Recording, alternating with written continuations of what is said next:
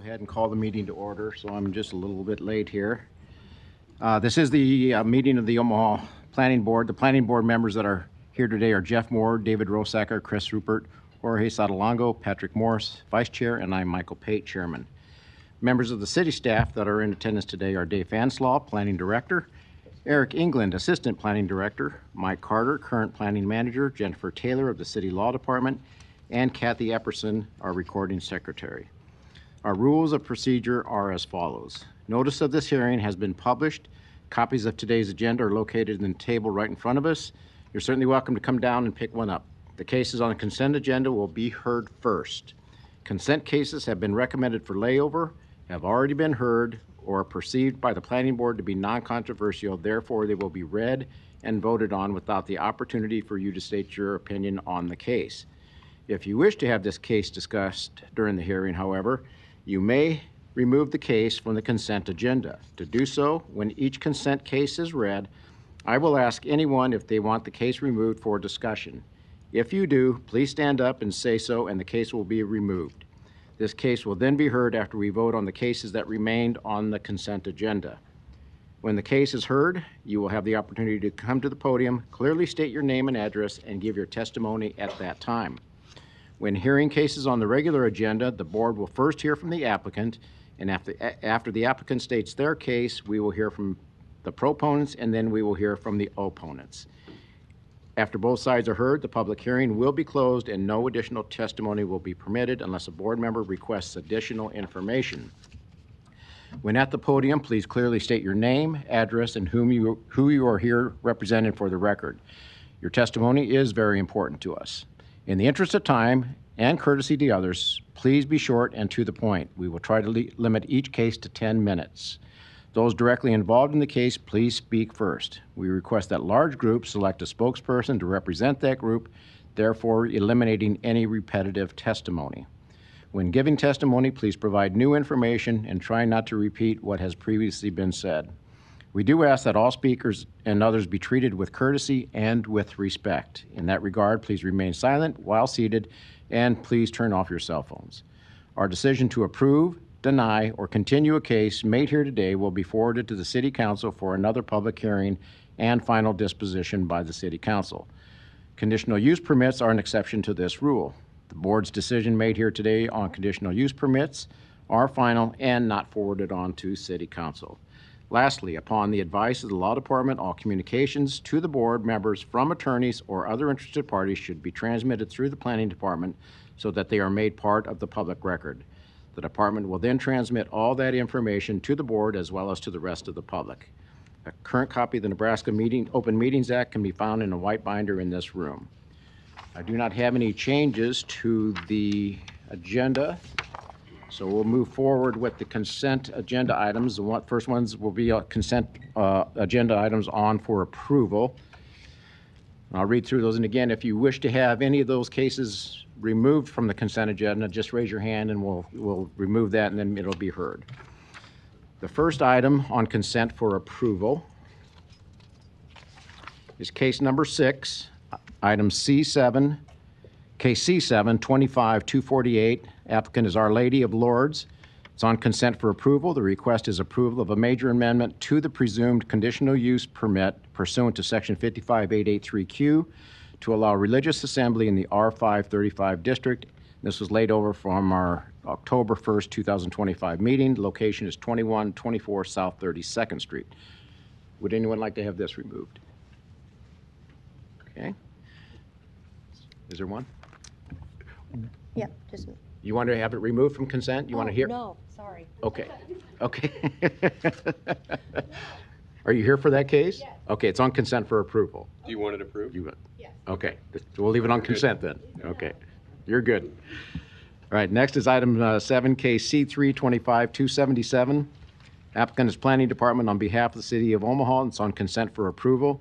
The request is approval of the disposition of city-owned property. The location is 2550 Sailor Street. Would anyone like to have this removed? Next is item 8, case C3 25-278. Applicant Planning Department on behalf of the City of Omaha on consent for approval. The request is approval of the disposition of city-owned property. the locations of 1407, 1403 and a half, and 1401 Ohio Street. Would anyone like to have this removed? Next is item 9, KC 325-279. Applicant Planning Department on behalf of the City of Omaha on consent for approval. Request is approval of the disposition of city-owned property, locations of 4401 and 4405 South 17th Street. Would anyone like to have this removed? Next is item 10, KC 325-280. Applicant Planning Department on behalf of the City of Omaha on consent for approval. The request is approval of disposition of city-owned property, location of 2851 Maple Street. Would anyone like to have this removed? Next is item 13, KC 10-25-269, C12 25-270. The applicant is Holy Name Housing Corporation on consent for approval.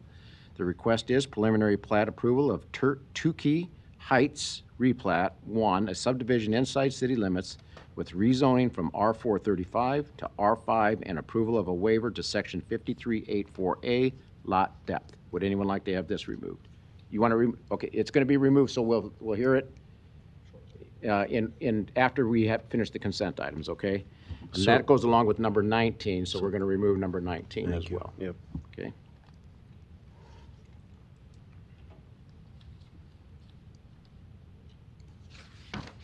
Okay. Next is item 14, KC 10-21-007. Applicant to 10th Avenue Freeze Out LLC on consent for approval. The request is approval of a major amendment to the mixed-use development agreement for Iron Bluff. The location is 4103 South 205th Street. Would anyone like to have this removed? Okay. Next is item 15, KC 10-04-237.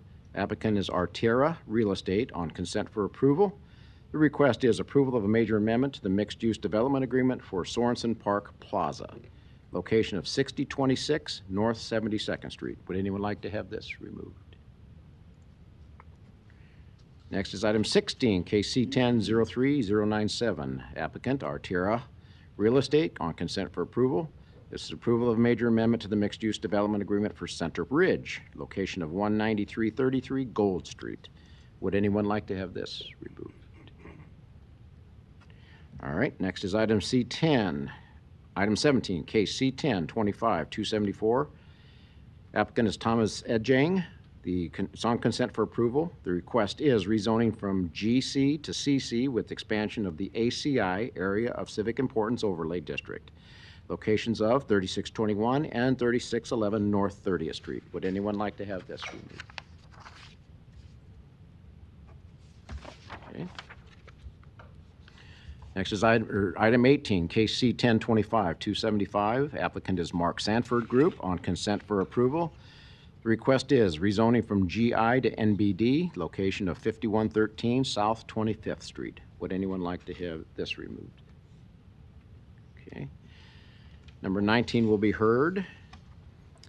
Item 22, case C7-25-265 is Brian Guzman.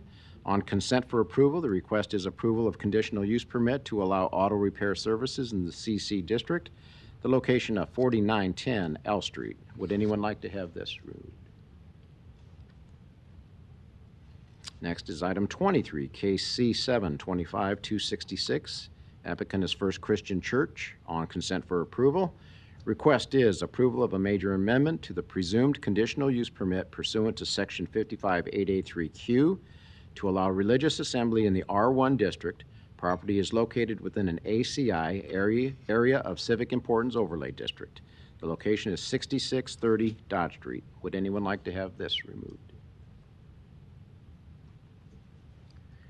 Next is item 24, case C7-25-267. Applicant is Darwin Goodsell on consent for approval. The request is approval of a conditional use permit to allow an accessory dwelling unit in the DR district. The location is 9333 North 156th Street. Would anyone like to have this removed? Next is item 25, case C7-25-268. The applicant is Millard Public Schools on consent for approval. The request is approval of a major amendment to the presumed conditional use permit pursuant to Section 55883Q to allow a secondary educational facilities in the R435 district. The location is 15404 Adams Street. Would anyone like to have this removed? Next is item 26, case C7 92037 C10 25282. The applicant is Miller Public Schools on consent for approval. The request is approval of a major amendment to the conditional use permit to allow secondary educational facilities in the R4 district, along with expansion of the MCC Major Commercial Corridor overlay. The location is 5304 South 172nd Street. Would anyone like to have this removed? Next is item 27, case C1010 167 C7 23204. Applicant is Bluestone Development LLC on consent for approval. The request is approval of the expansion of the NCE 10th Street Neighborhood Conservation and Enhancement Overlay District with approval of a major amendment to the CUP Large Project Conditional Use Permit to allow multiple family residential development in excess of 1 acre in the NCE district. Its location is 810 Worthington Street. Would anyone like to have this removed? Next is item 28, case C725 272. Applicant is Pacific Hills Lutheran Church on consent for approval. The request is approval of a major amendment to the presumed conditional use permit pursuant to section 55883Q to allow religious assembly in the R2 district. The location is 1110 South 90th Street. Would anyone like to have this removed? Okay. That will be removed and will be heard then. Next is item 29, case C725 273. The applicant is Danielle Padilla. On consent for approval, the request is approval of conditional use permit to allow an accessory dwelling unit in the R435 district. Location is 1939 South 63rd Street. Would anyone like to have this removed? Next is item 31, case C14 25 276. Applicant is Planning Board. It's on consent for approval. The request is approval of the vacation of a portion of Sleepy Hollow Lane right-of-way east of 29th Street Avenue to its terminus. No location. Would anyone like to have this removed? Okay. Those are our cases on consent for approval. We just have one case on for layover, consent case on for layover, and that is item 20, case C8 98 213. The applicant is Earhart Griffin and Associate. This is on consent for layover. The request is approval of a major amendment to a special use permit to allow scrap and salvage services in the GI district. Portions of the property are located within the Flood Fringe Overlay District. Location is 6030 South 60th Street. Would anyone like to have this removed? Okay. That completes our consent agenda items. We had a couple cases removed. So I will need a motion to approve those cases that were on consent for approval first. Motion to approve cases 6, 7, 8, 9, 10, 14, 15, 16, 17, 18, 22, 23, 24, 25, 26, 27, 29, and 31. Okay, thank you. We have a motion and a second. Kathy, please record the vote. Morris, Yes, but I abstained from item number 23. Rosacker, Yes. Sotolongo, Yes. Moore, Rupert. Mr. Chair, Yes, approved 6-0. thank you. Next, we need approval for that one layover case. Second. Okay, thank you. We have a motion and a second. Kathy, please record the vote. Morris, Yes. Rosacker, Yes. Sotolongo, Yes. Moore, Rupert. Mr. Chair, Yes, approved 6-0. thank you. Okay, that completes our consent agenda cases. If you're here for one of those cases and it was on consent for either approval or layover, you're certainly free to stay, but you're also welcome to leave if you'd like. So that concludes the consent cases. Thank you for being here. So those cases that were removed from, requested to be removed from consent will be heard next. So it'll be starting out with case 13 and then 19, and then the other one was case 28. So we'll start with case number 13. So that is number 13, case C10 25269, C12 25270. The applicant is Holding Name Housing Corporation that's on consent for approval. The request is preliminary plat approval of Tukey Heights Replat 1, a subdivision inside city limits with rezoning from R435 to R5, and approval of a waiver to section 5384A lot depth. The location is west of 36th and Brown Street. Okay, we'll do 19 together at the same time, and that is case C11 25271. The applicant on this is Holding Name Housing Corporation on consent for approval. The request is approval of the PUR Planned Unit Redevelopment Overlay District. The location is west of 36th and Brown Street. So first of all, case number 13, is the applicant here? And when you come to the podium, please enter your name and address for the record, please. Hello, Caleb Ben Wilden with Lamper and Earson, 14710 West Dodge Road. Available to answer any questions. Okay, great, thank you. Are there any other proponents that wish to speak on this? See, are you a proponent or opponent? I'm here to find information. Cool. Okay, we'll call you up as a proponent. Okay, so come on up. And then we'll determine if you're an opponent or a proponent. Please, your name and address too, please. Sure. My name is Ron Rickman, and I own property at 3613 Saratoga. And of course, I forgot to bring my microscope to see some of this. But, you know, as property owner, we're all interested in keeping our neighborhoods up and so forth. The lots look pretty small, and small lots usually don't appreciate value. I was just kind of interested in that. Is it townhomes, it looks like, and what size are the lots? I think one of it is to reduce the length of the lot to like 86 feet, I think, instead of the typical more like 120. I'm not sure if that's correct or not. So it's basically those questions that you have. Yes. Right. Okay. Great. We'll get to those answers here in a second. I got to see if there's any other proponents. Any other proponents that wish to speak? Thank you. Are there any opponents that wish to speak? Okay. Seeing none. What's his name? Caleb, would you like to come up and answer those questions, please? And again, enter your name and address. Sure. Caleb Ben Wilden, Lamper and Earson, 14710 West Dodge Road. I can put a. Sorry, better. I can put an exhibit up just so we can see what we're looking at here. So this is a common development. So there's a variety of. There we go.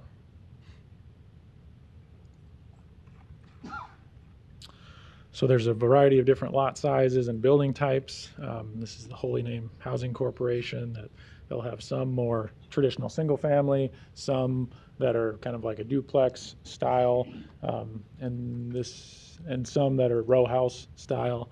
That's what you kind of see in this, connected units.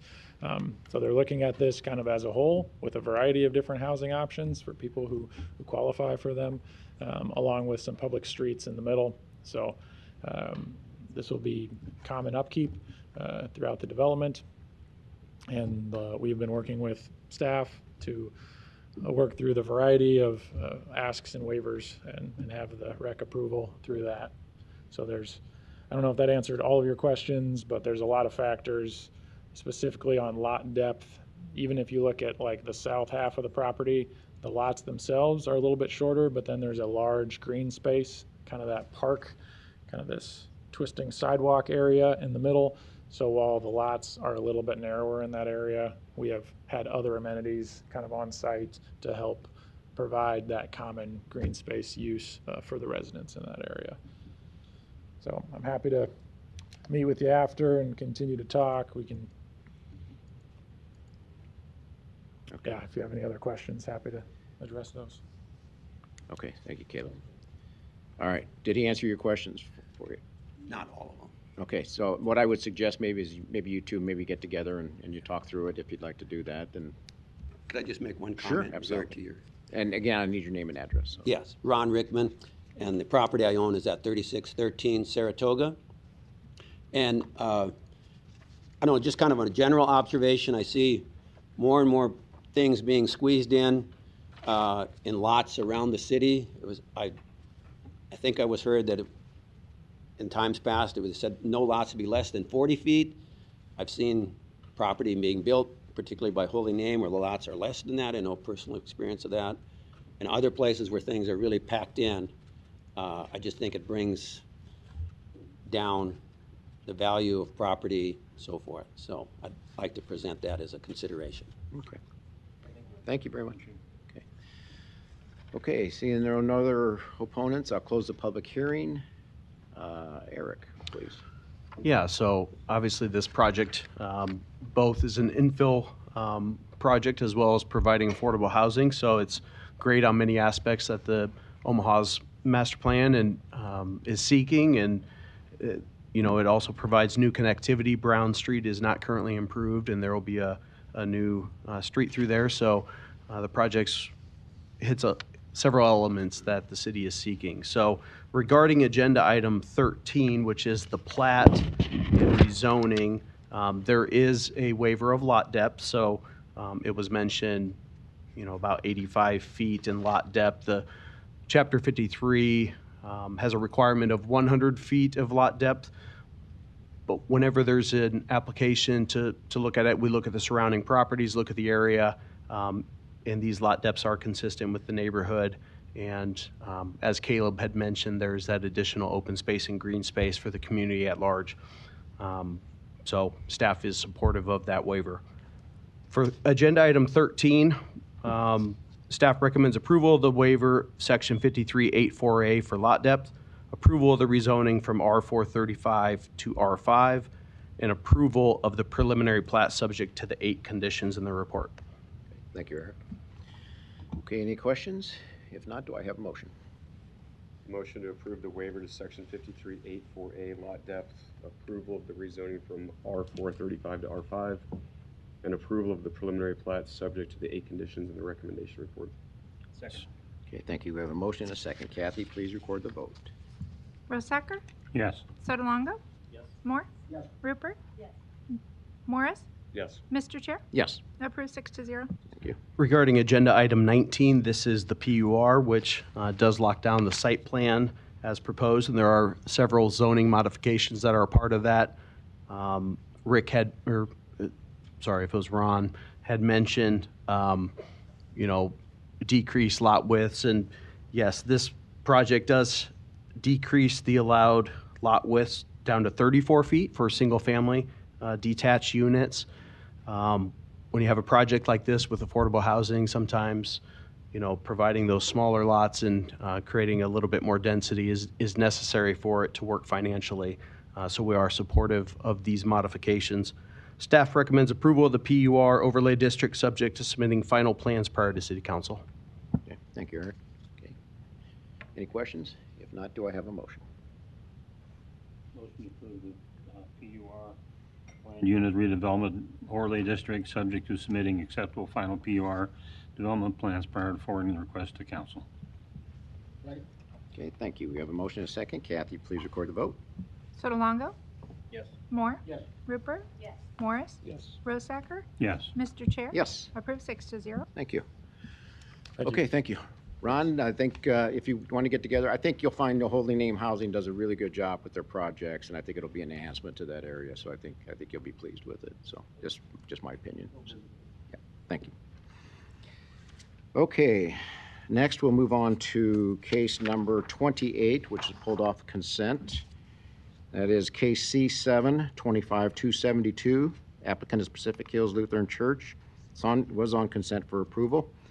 The request is approval of a major amendment to the presumed conditional use permit pursuant to section 55883Q to allow religious assembly in the R2 district. The location is 1110 South 90th Street. Is the applicant here? Okay, seeing not, are there any proponents that wish to speak on this matter? Seeing none, are there any opponents? I assume you're an opponent? Okay, please come forward then and enter your testimony. Name and address and testimony, please.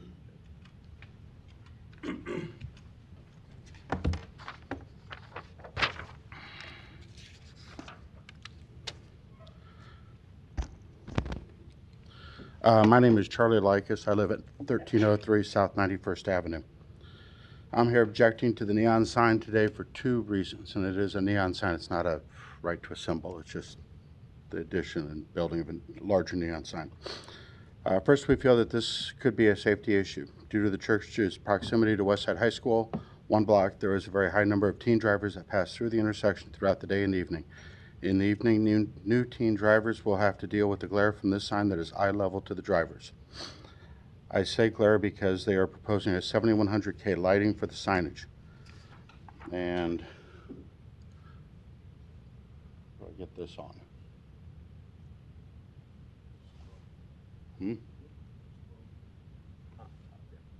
Up here? Oh, there we go. As you can see, 7100K lighting is near the highest amount of typical lighting. Most homes, for instance, typically use bulbs in the warm white or the 2700 to 3000 range for indoor lighting. This lighting level they are proposing to use is akin to being in the doctor's office with bright fluorescent lighting. Second, myself and other neighbors of the church do not feel the church has been a good neighbor when it comes to lighting issues. Around 2 years ago, the church changed the light near the top of their building on the south side, shining on the parking lot, which you can see in figure 2, which is this one. Unfortunately, what they didn't think about was how much light it would light up all of the homes around it. Not only does it light up my yard, it lights up the inside of our house, including both our family room and our master bedroom, meaning we have to close our blinds to put up with the light. Numerous calls have been made to the church offices by my wife and other neighbors to do something to have the light not shine on our homes. As you can see from the figure 2, a simple tilting of this light, less than 45 degrees, would solve the problem. Unfortunately, these calls have either fallen on deaf ears or we received a single call from a member of the church council. When we called them back and left a message. They never returned our calls to them. Because of this complete disregard for the neighbors on the south and southwest side of the church, we are concerned for the townhouses across the street who would have to endure 7100K neon lights blaring into their homes. Thank you very much for your consideration of our young drivers and our neighbors around the church. Hey, Charlie. Okay, thank you, Charlie. Charlie, got a question for you. Yeah. That sign's supposed to be turned off at 9 p.m. Does that make any difference to you whatsoever? Well, the lighting in the winter hours, and our concern with the brightness of it is the student drivers that are in the neighborhood. And as they're driving to and from high school for activities 1 block away from the sign, during the winter from 5 to 9 is very dark, dark, and will be when the teen drivers are out there. Okay, so no difference then? Hmm? It doesn't change your thinking at all? Does not change it at Okay, all. thank you. Okay. Thank you, Charlie. Yes? Did you? Oh, okay. Nope. Okay. Are there any other opponents that wish to speak? Please come forward. You're raising your hand. Are you an opponent, sir? Proponent. Okay, I'll bring you back up after we hear from you opponents. My name is Brian Burns. I live at 1201 South 91st Avenue, so I'm behind the church and over one house. I would echo Charlie's sentiment that fog light has caused significant harm in our household. I have two young children. One of those is my 4-year-old daughter, who has repeatedly said, "Daddy, turn off that light. I can't sleep." And I just worry that this new sign, it will be visible from her window and will cause further duress to my family. To answer your question, our bedtime is 7:30. The neighbors on the north side of us, one house down, is their bedtime 7. There are a lot of young families in the neighborhood.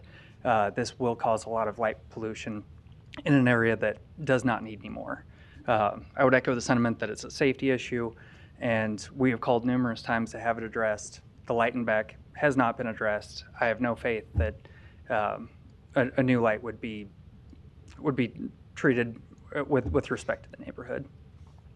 So that's all I wanted to say today. Very good. Any questions? Thank you. Ryan, yes, Ryan Burns, Behrns. All right, thank you for your Ryan. time. Okay, are there any other opponents? Seeing none, I'll bring proponents. I had already called for proponents, but I'll bring you up and you enter your testimony. Whoever wants to speak. Okay. And name and address, please, for the record. Yes, my name is Dave Weiner. I represent the owner of 9002 Pacific Street, which is a townhome development on the northwest corner of that intersection. The church is directly south of us on the other side of Pacific Street. I'm familiar with the proposal. We're not opposed to it. There's only one townhome that would be impacted by direct light, but I've been familiar with and at one time as a kid affiliated with that church. So I know that they have a mission there and they're trying to accomplish with new technology. So I applaud them for that. But in listening today to the opponents, I would encourage Pacific Hills Lutheran Church leadership to respond to the neighbors to the west and do the right thing with respect to lighting, but we're not opposed to the sign itself. So encourage them to continue to move on and be progressive, but be receptive to the needs of the people that have a problem with what's going on. Thank you, Dave. Thank you. And other proponents, are you going to speak? Okay. Good afternoon, Gabby Ryan with Signworks, with the company who has put the design together and done the research for the project. Do we have photos or do I put photos up? Yeah, you can put it on the screen. Okay, sorry, I'm usually at Filter on the- I'm usually at zoning, so. Okay, let's start. I want to address the 7100K that the gentleman spoke about. That is the LED lighting that would be behind the letters reading Pacific Hills Lutheran Church. We can certainly address the Calvin. The 7100 is the Calvin, so that's the color of the lighting. And we could address that and change that to 4500K, which is typical from his chart. It would be in about the middle, so it's more of a yellow-white. The digital part of the sign down here, which is, so right now I was just talking about the Pacific Hills at the top. The bottom portion we're here for today, which is the digital, is a Watchfire sign product. So I don't fabricate that sign. I order it in from one of the most reputable sign companies made in the United States. It comes with in the program for the sign, as soon as it sees that it's dimming down at night, so as soon as the sun starts setting, the sign itself will start to turn down in brightness. Now, there are signs around Omaha that do not do that, and they stay bright all the time, and those are not signs that I sell because we want to be a good neighbor to the city and to the neighborhood. So this sign will automatically dim down at night. It will not be as bright as it is during the day at night. We know that the planning department would like the church to have the sign on only, what are the hours? 7 to 9. 7 to 9. So turning off at 9. So we will agree to that. This is not, I would say, in about a 6-block area. This is not the only sign of this nature. There's a church at 90th and Davenport that has a digital sign. That's a newer church with a newer sign for that church. And then Westside High School, just down the street a block and a half, also has a digital sign. As does, now that I remember, the shopping center across. Countryside Village has a digital sign too. So this is not a new sign to this neighborhood at all. This is other businesses within the neighborhood have this sign. I am being told by the two representatives here who are helping with the project from the church that they will address the first gentleman's concerns about the light. He promises that that will be taken care of. So. Yeah, does the whole sign shut down at 9 o'clock, or does that Pacific Hill still stay lit? The Pacific Hills, I would like, if it's okay with you all, and I would like for that portion to stay lit. And like I said, we will change the the lighting, those LEDs come in a wide variety of colors. So 7100, yes, is our brightest, but we can certainly change that down to, like I said, the 4500 or 6500. And that still gives quite a bit of visibility for the church. It does. And the gentleman is right. It is the brightest one, and it is very bright, and we can definitely tone that down. And then we would do, the cross is meant to light as well. We kind of have a little bit of a nighttime photo here. It's hard to represent, but so the light is, or the cross is meant to backlight, just like the letters are.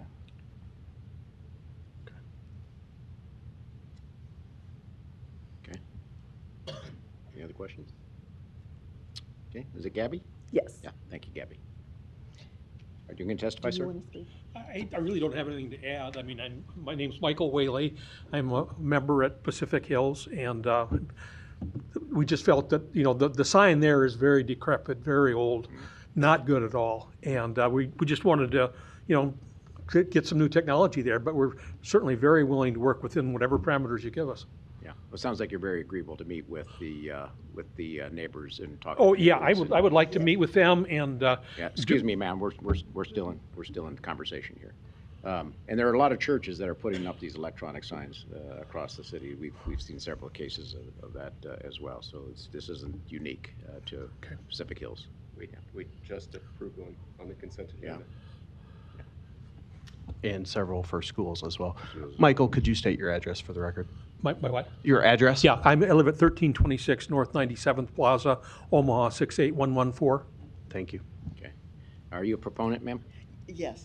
Okay, I need your name and address for the record, Yes. please. Brenda Whaley, Whealy. I'm Mike's wife.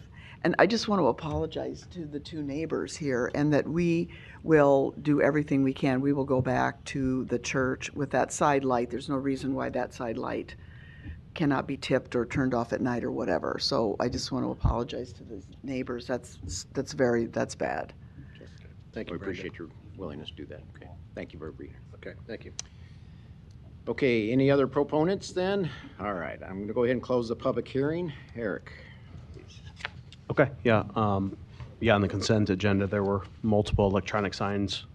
We see it on a monthly basis. Obviously, technology has changed, and you know, as part of this recommendation, we do apply, you know, standards that were updated in the last 15 years as far as some of the parameters that are required for these electronic messages, as far as, you know, brightness and dimming and not having moving, scrolling videos, things like that. So staff recommends approval of the major amendment to the conditional use permit for religious assembly, subject to the 8 conditions in the recommendation report. Okay, thank you, Eric. Any questions? If not, do I have a motion? Motion to approve the major amendment to the conditional use permit to allow religious assembly in the R2 district, subject to these 8 conditions in the recommendation report.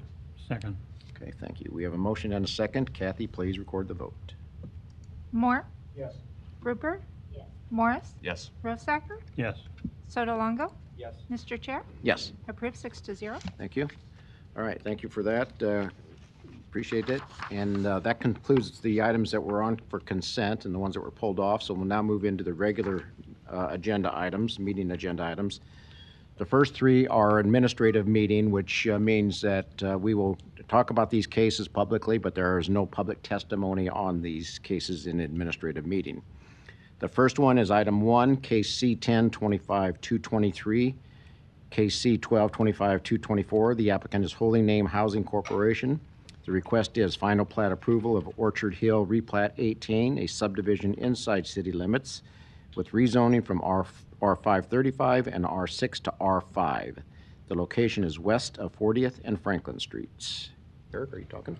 Yeah, so this is the final plat, which is consistent with the approved preliminary plat, which was recommended for approval by the Planning Board September 3rd and approved by City Council at yesterday's meeting, November 4th. The proposed final plat creates 3 lots, provides infill housing, very similar to the one that we had a short while ago in the public hearing. Staff recommends approval of the rezoning from R535 and R6 to R5, and approval of the final plat, subject to submittal of an acceptable subdivision agreement prior to City Council. Okay, thank you, Eric. Any questions? Not, do I have a motion? Motion to approve the rezoning from R535 and R6 to R5, approval of the final plat, subject to submittal of an acceptable final subdivision agreement prior to forwarding to council. Okay, thank you. I have a motion and a second. Kathy, please record the vote. Sotolongo? Yes. Moore? Yes. Rupert? Morris? Yes. Rosacker? Yes. Mr. Chair? Yes. Approved 6-0. Thank you. Next in the administrative meeting is our item 2, case C10 25-197, C12 25-198. The applicant is Metropolitan Utilities District. The request is final plat approval of the MUD State Street, a subdivision outside city limits with rezoning from AG to DR. The location is northwest of 195th and State Streets. Eric? Yeah, so this final plat is consistent with the approved preliminary plat, which was approved by City Council September 23rd.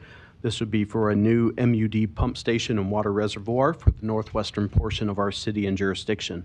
Staff recommends approval of the rezoning from AG to DR and approval of the final plat subject to submittal of an acceptable final subdivision agreement prior to City Council. Okay, thank you. Any questions? No. Do I have a motion? Motion for the approval of the rezoning from AG to DR. Approval of the final plat, subject to submittal of an acceptable final subdivision agreement prior to forwarding the request to the City Council for final action. Second. Okay, thank you. I have a motion and a second. Kathy, please record the vote. Sotolongo? Yes. Moore? Yes. Rupert? Morris? Yes. Rosacker? Yes. Mr. Chair? Yes. Approved 6-0. Thank you. All right, that concludes the administrative portion of our agenda. Number 3, I'm sorry, yep. Number 3, case C10 21047, C12 21048. The applicant is Woodsonia, 168 State, LLC.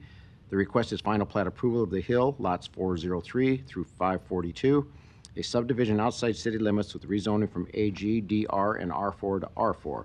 The location is east of 165th and Bondison Streets. Eric. Yeah, so this is the 5th phase of the Hill development. The original preliminary plat was approved back in 2022, but obviously there have been 4 final plat phases since that time.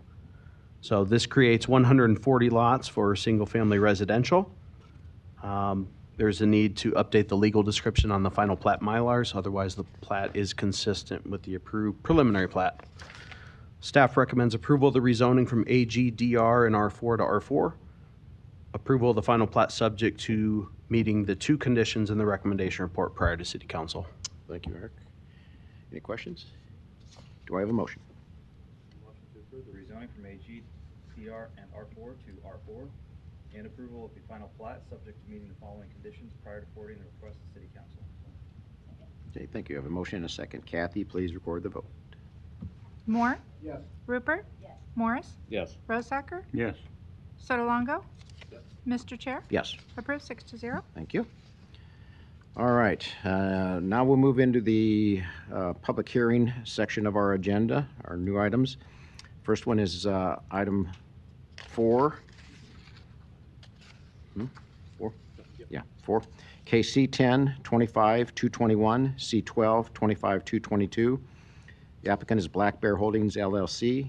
The request is preliminary plat approval of the preserved second edition, a subdivision outside city limits with rezoning from AG to DR, along with a waiver to sections 5399, sidewalks, 5393, streets surfacing to waive installation of curb and gutter, 53910, streetscape standards to waive installation of street lights, 5382B, cul-de-sac length, 5382G, street width, and 5384D, lot frontage. This was laid over from our October 1st, 2025 meeting. The location is southwest of 222nd and I Streets. May we hear from the applicant? Good afternoon, Mr. Chairman, Planning Board members. Jim Bouger, 10250 Regency Circle, here on behalf of the applicant, Black Bear Holdings. I have with me here today DJ Hinman, who's representing the developer, as well as Doug Kellner from TD2 as the project engineer. So thank you. This is a project that's located at 222nd and I Street. Generally, it's a second phase, as the name would indicate, of what was the original development, the Preserve, which is an acreage development with lots that are 2 to 5 acres generally in size. And the nature of the development is going to be exactly the same concepts as far as housing and how the streets and the area functions. And so we appreciate staff working with us to really mirror the preserve first edition.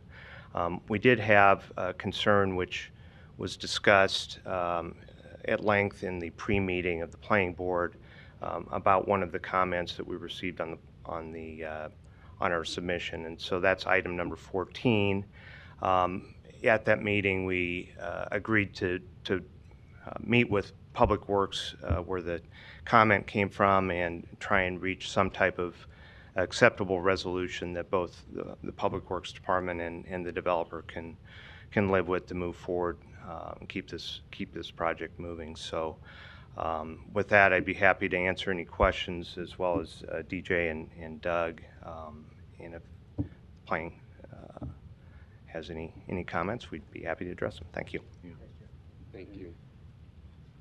DJ, are you gonna speak at all? I don't need to. Okay, but I have a question for you. I assume you're a proponent, so would you come up? Sure. Yeah, please enter your name and address. Just a simple question for you. Sure. Yeah, my name is DJ Hinman. I'm a part of the development team. Address is 16820 Francis Street in Omaha, Nebraska. Okay, thank you. What's your timeline? What's your timeline on this development? Where are you at in the process of this development? Yeah, we're we're gonna start doing the minimal grading work that we're planning on doing as soon as we can next March.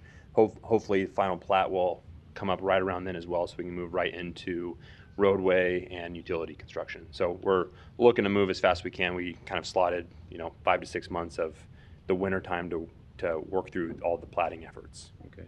And have you already secured commitments from any individuals or builders or? We have, yeah. Yeah. We have been working with 10 select builders and to take down all the lots. Okay. Yeah. Great. Thank you. Yep. All right. Are there any other proponents that wish to speak? Seeing none, are there any opponents? Okay, seeing none, I'll close the public hearing. Just a comment, we did have a very lengthy discussion, a little over an hour discussion, I think, in pre-meeting, which was very, very good to have that dialogue. And I think there's a meeting scheduled for tomorrow with Public Works and the developer and all involved, so that hopefully we can iron out those differences, because yeah, we did talk about item 14, which I think, from my perspective, my lens anyway, I think needs to be addressed sufficiently. So hopefully we can resolve that issue with regards to this, because it's been laid over twice. This is the third month in a row we've seen it. Your timeline, to meet your timeline is important, I think, to the developer. So I hope we can get this thing moving forward with that. So that's just my editorial comment. So, Eric, please. Yeah, I won't get into all the details, obviously. But yeah, obviously city staff is willing to meet with the developer and their team, and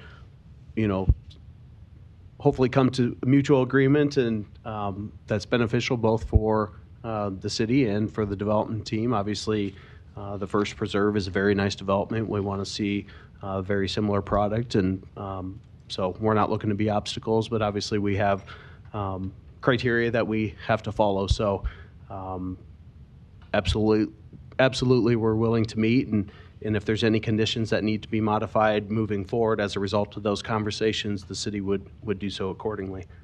So there's quite a few Chapter 53 waivers, which is not uncommon when you have areas that are located in the Elkhorn exurban area, or more commonly known over the ridge, such as this acreage development.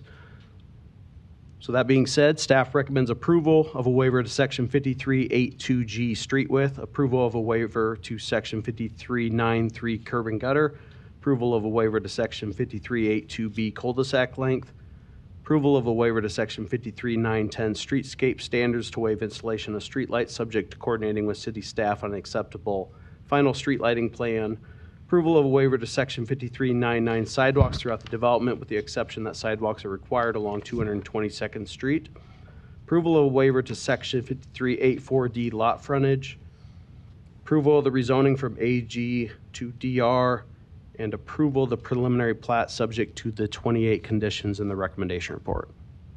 Okay, thank you. Any further questions at all? Okay, if not, do I have a motion?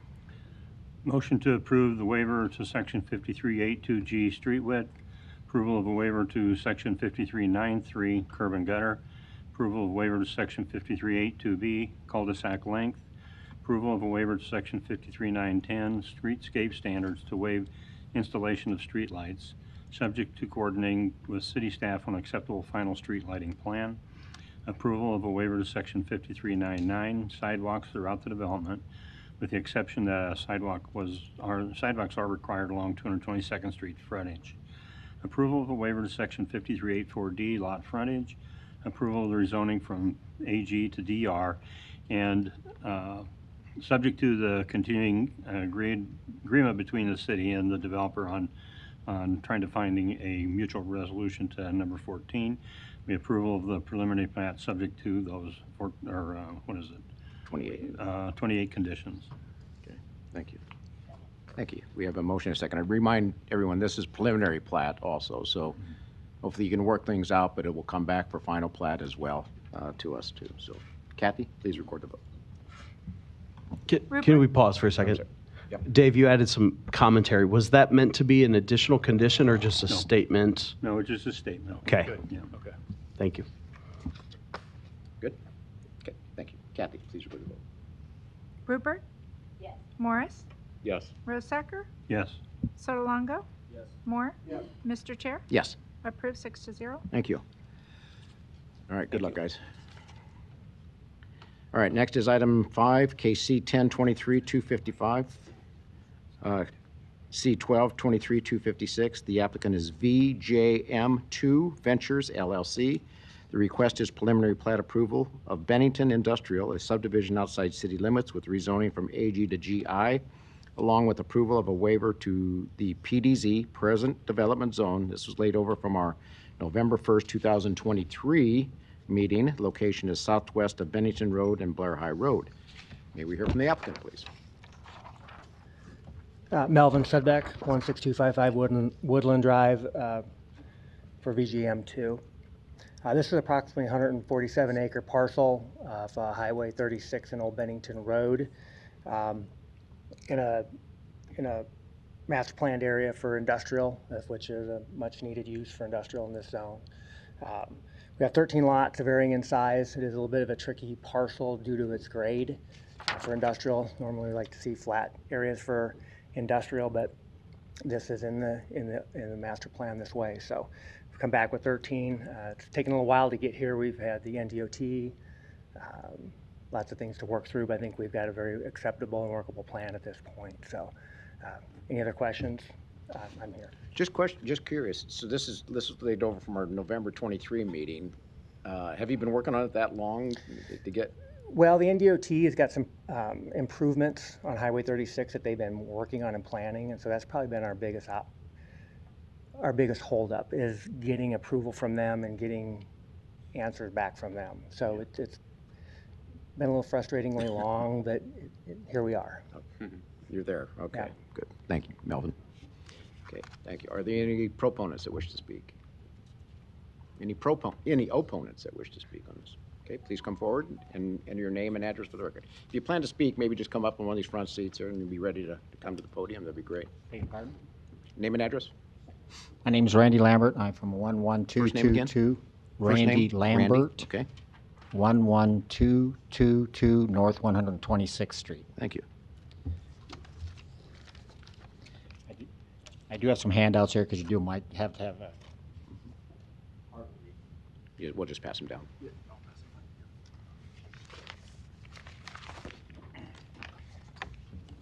I do have some numbers here that I think that the board should take into consideration. The map that they are using is a 20-year-old map that was drawn from the city. Originally, that map had two entrances onto the property, one from Bennington Road and one from Highway 36. And if you look at the map, you can see where they just kind of erased the map that comes from Bennington Road across the 40 up into there. There's some numbers here that really aren't, yeah.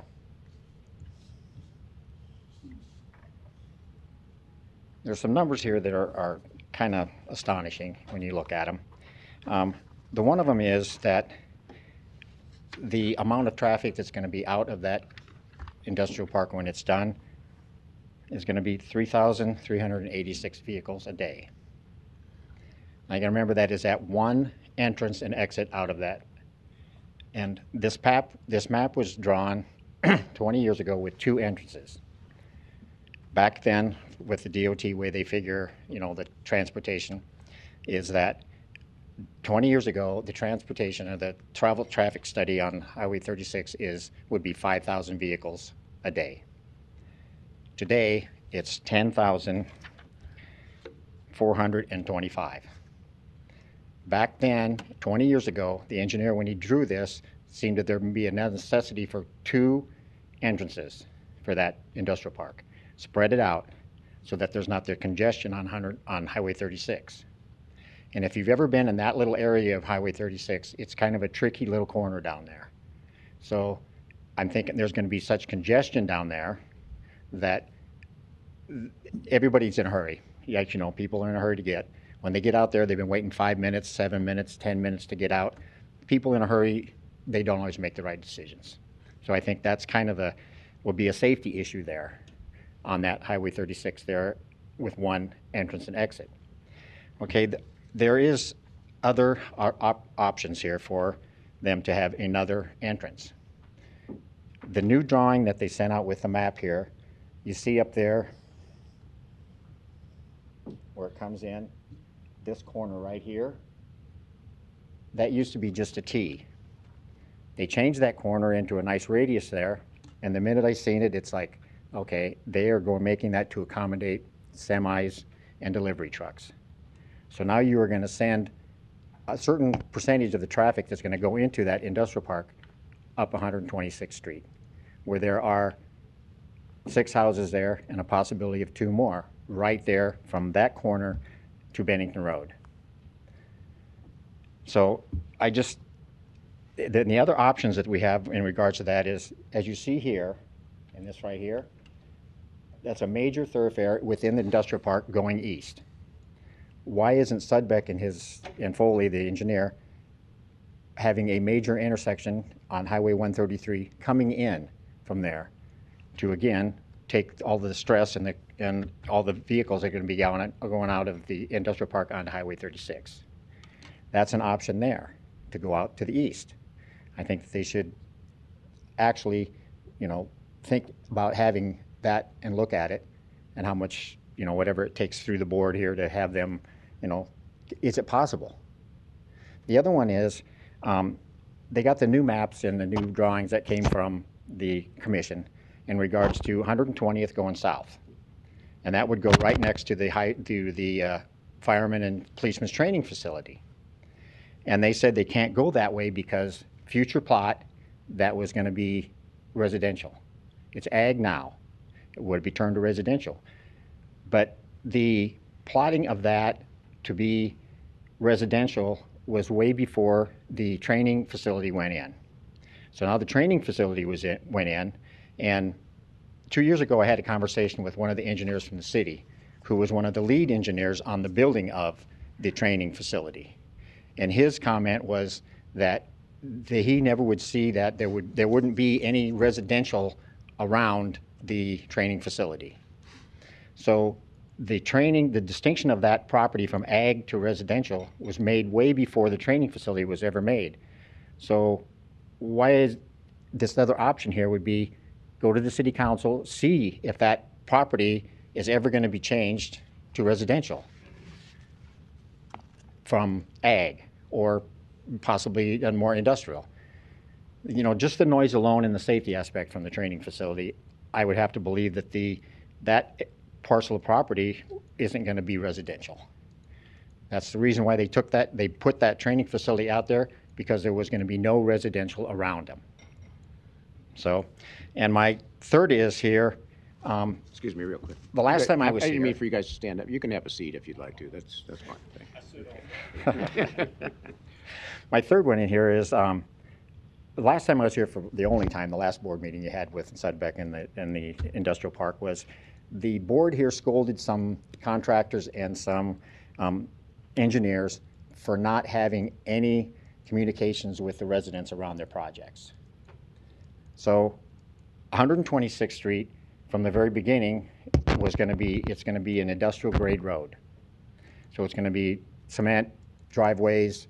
They're going to have to take out trees along the 126th Street. And another thing, 126th Street is barely above a minimum maintenance road. I mean, it isn't a major gravel road. It's a dead end. So the communications between Sudbeck and the residents there, I think, is very important. There's going to be a lot of changes that the residents want in regards to driveways. The trees, all of our trees along the road are going to be probably taken out, and they're going to have to be replaced. What kind of trees are going to be replaced? How far from the right-of-way? You know, there's just a lot of questions.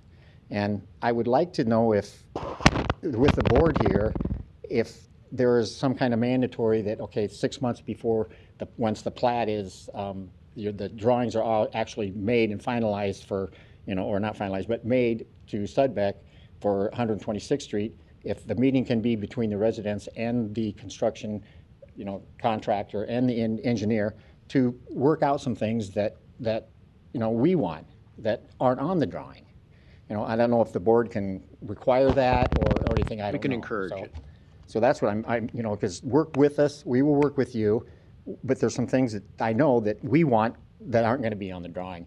And I don't want to come to the day where they've already started construction and, oh, you're too late. You know, oh, it's already drawn and been finalized. You know, and it's like, I want another driveway because I have a place where we can't put our camper. You know, and then they have do the mowing for the interstates. They have 4 huge tractors. They want a driveway where a wider driveway than probably what's in the drawing. They're just for example, a few things. Sure. You know, so that's what I think this should be laid over and have those 3 points looked at. This stub here that goes to the east out to 133, the 120th going south, if that's ever going to be residential, or if it's not going to be residential, or ag, or stay ag, and then something with the contractor and also with the contractor and the engineer to put us all together and put us on the same page when that final plot or the final drawing comes in for 126 to change it to industrial grade. So, okay. Any questions? Thank you, Randy. Thanks, Randy. Any other opponents then? Are you guys opponents? Okay.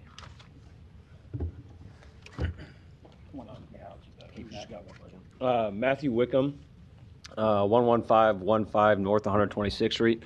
If you look here, we live down here. So I just wanted a clarification or to see if we could get some guidance on this. It said that you're going to bring 126th Street up to industrial standards. From all the maps that we got, though, it looks like that stopped right here. And so, as Randy had said, 126th Street is barely a minimum maintenance road. I know that because I maintain it for most of the year during the winter. We don't have a ditch line. It isn't maintained now. So just clarification to if they are going to pave all the way to Bennington Road, that would be number 1. And then number 2, I don't know if you want to come up now. On this, you have the grading for future Bennington Road, and that is stubbed off at our property line right there. The grading for that is a little extreme. And I think the question that we have is eventually when Bennington Road comes through the farmland right here and then onto my Brack property, which goes right through my child's playset, all that stuff. We're just looking for kind of clarification on those 2 factors. If Bennington Road right here from this intersection will be stubbed out up to the property line and how steep that grade will look. I don't know if you have anything else to add, but that's kind of all I had to add my 2 cents to this. So, okay, great. Thank you. Thank you, Matt. My name's also Matthew Wickham. I live at 17024 Military Road. My wife and I own the 25 acres here that's currently in farmland. Can you turn that 90 degrees? Or 45 degrees? The map? Yeah. There you go. Just like that. Perfect. Thank you. Okay. My wife and I own, there's 25 acres in here that's currently being farmed. We own 5 acres here, which probably 3 to 4 acres of that is being farmed. We have a rental house down here on this corner. that we own and operate. My wife's father bought this 40 acres over 60 years ago, moved his family out to Bennington to farm it, to bring his kids up in an agricultural area. And my 3 kids have built houses along 126th Street there. I would have concerns about what happens on 126th Street because I have 7 grandkids that live along there. And if you're going to have that much traffic potentially coming through there, it concerns my safety of my grandchildren. Okay. Thank you. Thank you, Matt. You're not related, are you? Just kidding. You're not related. All right. Name's Matthew Brown. I own and live at 10909 North 126th Street, which would be right here on the corner here. My concern also is the road being used as industrial, how it's going to impact our properties, being all the new traffic, noise, light, also what it's going to do to our property values. Like these other guys said, with the road being barely minimum maintenance, we'd like some more answers on that. If the board does find no way to deny this, we'd like the community to be involved as far as some of the planning, like Randy said, as far as what there's going to be for buffer zones along 126 or along my property, which borders Sudbeck's property. Up to any questions if you got anything. Thank you. Okay. Thank you, Matt. Okay. Thank you all. Any other proponents that wish to speak? No? Okay. See none? What's that? Those are opponents. Oh, opponents. I'm sorry, opponents. So, Melvin, you want to come up and address some of the issues that were raised here by? Yes. So, Yeah, your name and address. Melvin Sudbeck, 16255 Woodland Drive. In regards to, this is a difficult piece. Our section lines don't lie up nice and square. We've got a creek that runs through it. We have the highway which we're on a radius, and that was part of the delay is, we had to redesign our entrance on the Highway 36, and that took some time to rework and redo and go back. So it's a tricky piece, there's no doubt about it. To speak to the future Bennington Road, that alignment was something that was set years ago by the county and the city, I think, as a future road.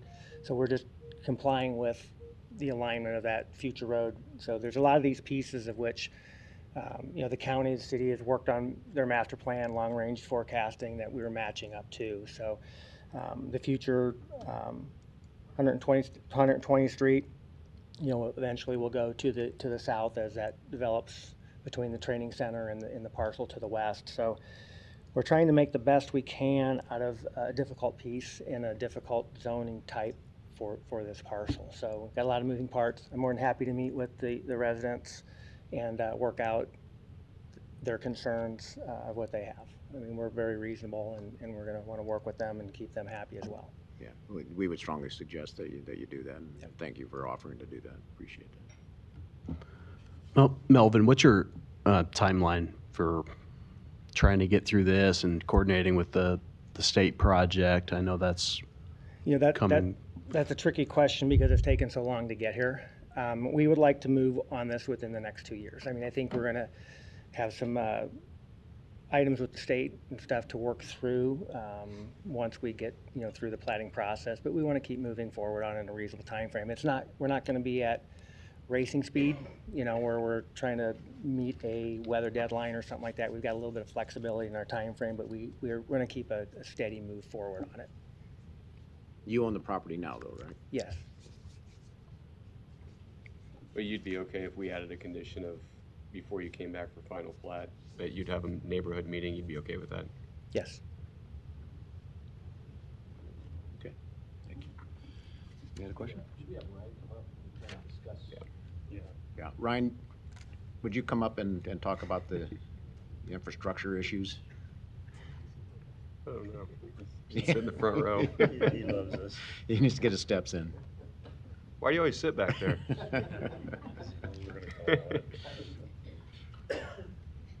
There's an outlet back there I can plug my laptop into. Ryan Haas with the Public Works Department. What was the question? Ryan, did you hear any of the questions that the residents had? I don't live there, and so sometimes it's hard for me to gauge kind of where these things are happening. They were worried a lot about industrial road leading back into the residential area, and you had kind of said something, I think, in pre-meeting about how you were working on, or they were going to work on that to keep that from happening. But maybe I'm wrong on that. But can you give a little guidance to the citizens on those streets? Yeah, the challenge here is that we have to take into account what the future land use plan programs the whole area, what it's going to look like upon future development. And there's going to be an interim condition where this being the first piece in may not match exactly with the character of what's out there. But the future land use plan, and I apologize, I don't have a good color-coded map, but it does include this area here programmed as industrial,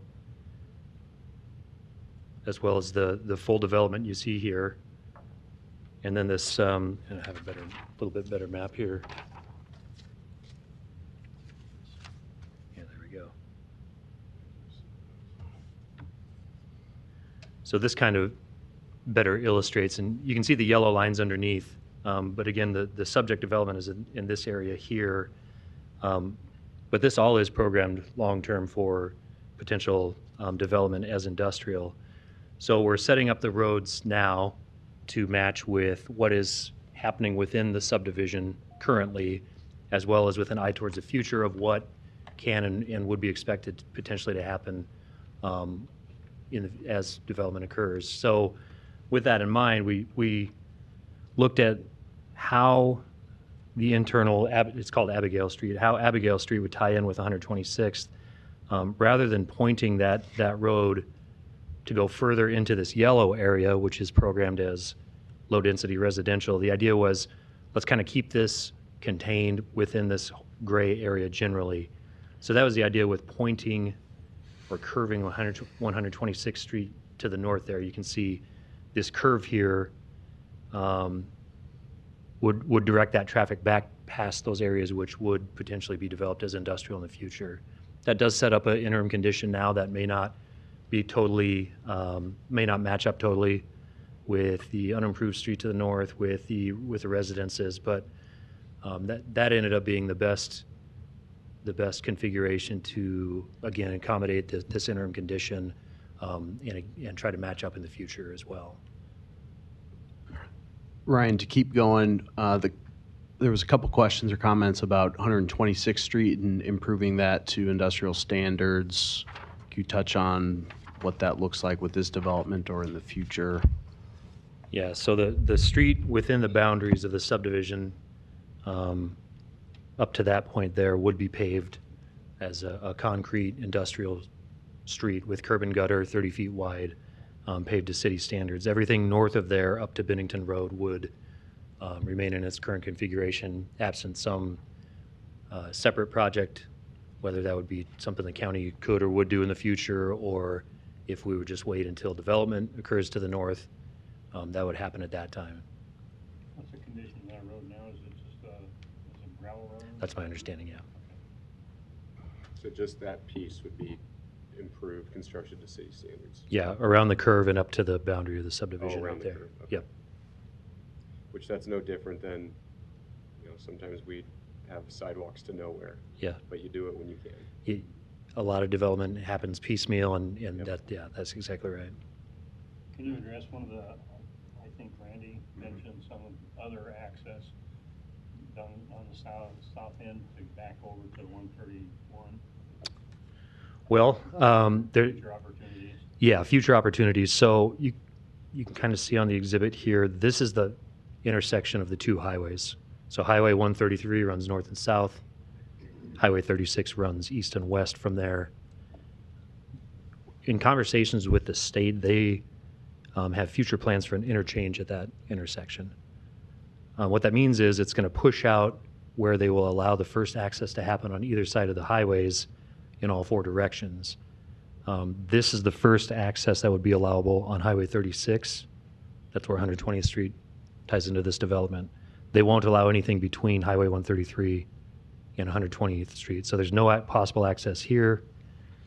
And additionally, along Highway 133, the indication is based on the topography And the way that property lays out, there's no place here where they would allow access either. So you've got this triangle piece on the east side of the creek with no highway access.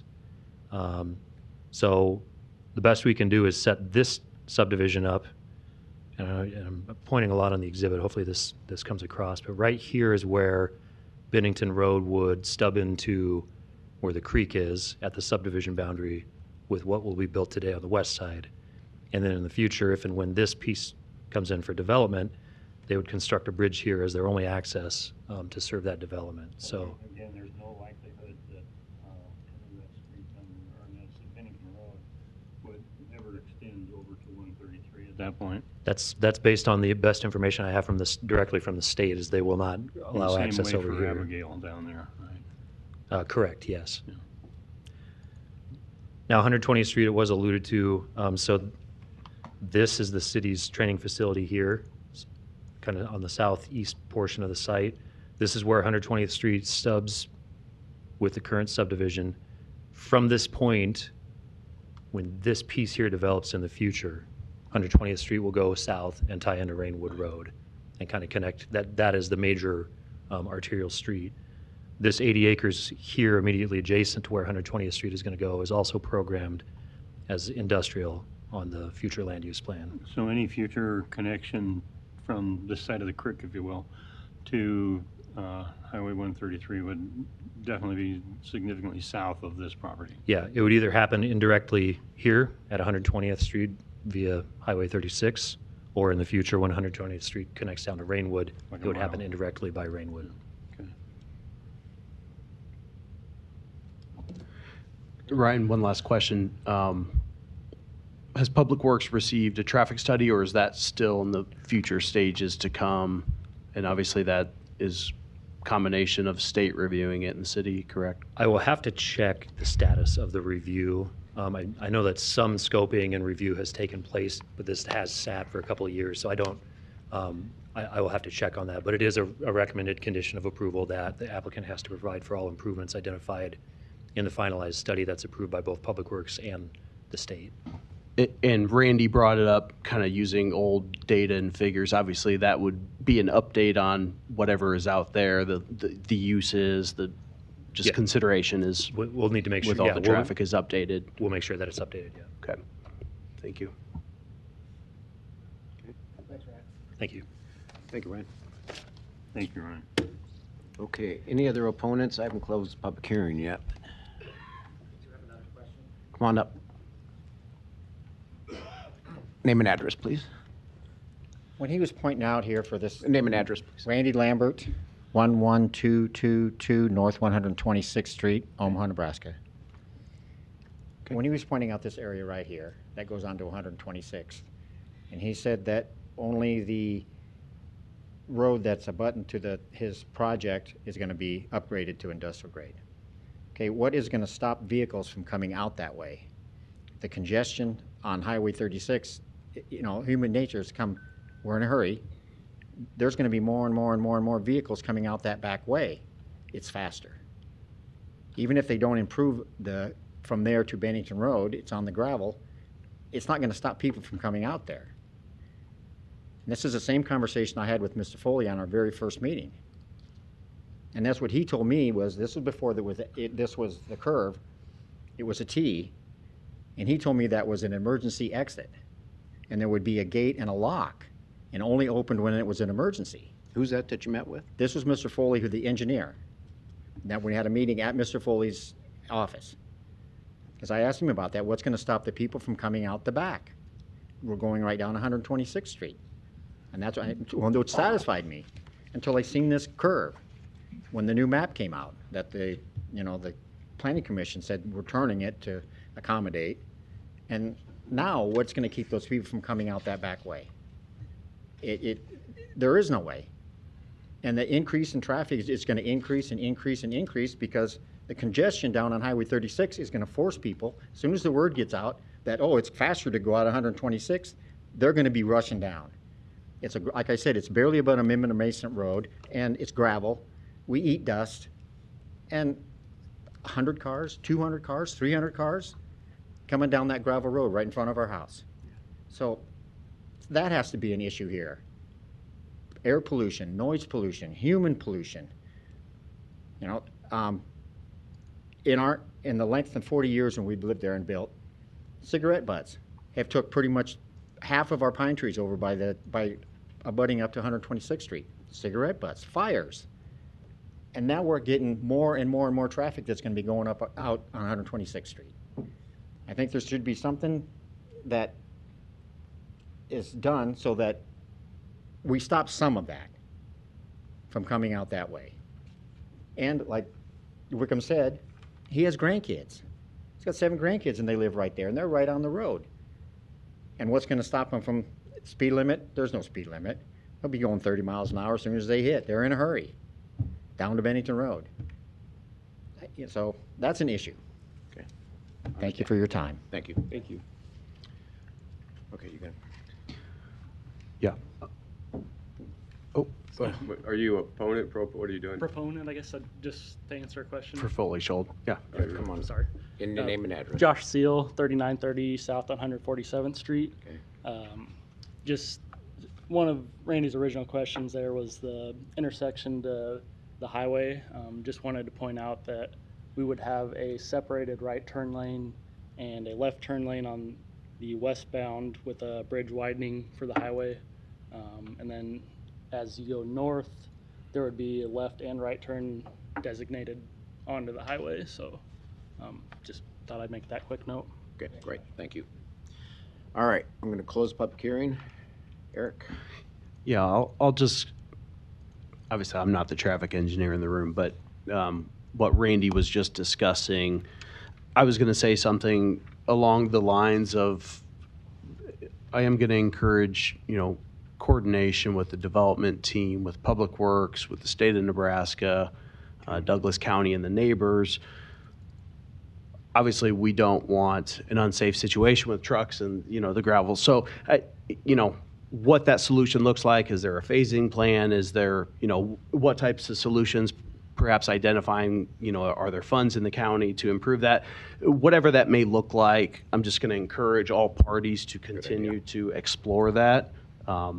So there's a lot of different entities. So, it's definitely, we have to get several people in the same room, but I know the developer and I'm sure he's up for that. And, with their timeline, fortunately, we do have time to kind of keep those discussions going. But I can't say it's not going to be gated. That's a public street that would need to remain open. So I think that's a great idea. And I don't know, Melvin kind of alluded to it, though. Sometimes the state has their own timeline to work with, too. Yes, so they that might be do. a challenge. We know that, but fortunately, that item is more Douglas County and Public Works because it doesn't immediately impact the 2 highways. So, maybe the state isn't even a part of that conversation. I don't know.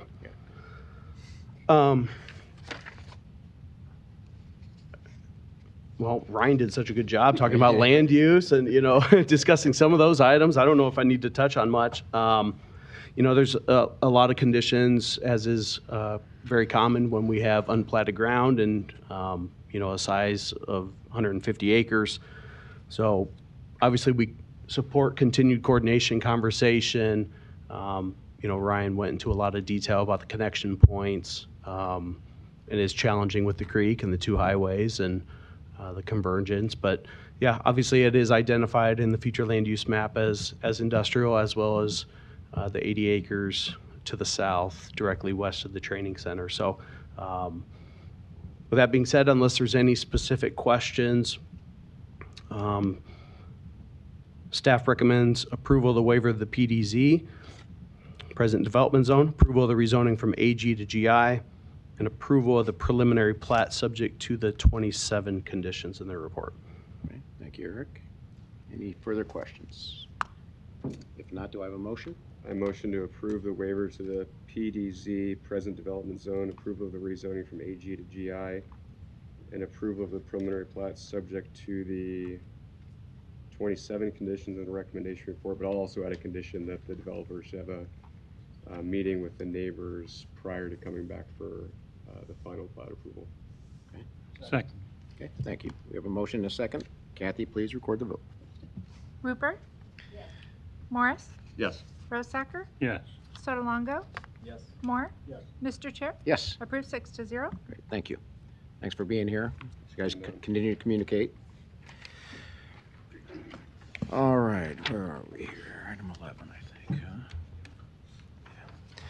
Okay, next is item 11, KC 325-281. The applicant is Planning Department on behalf of the City of Omaha.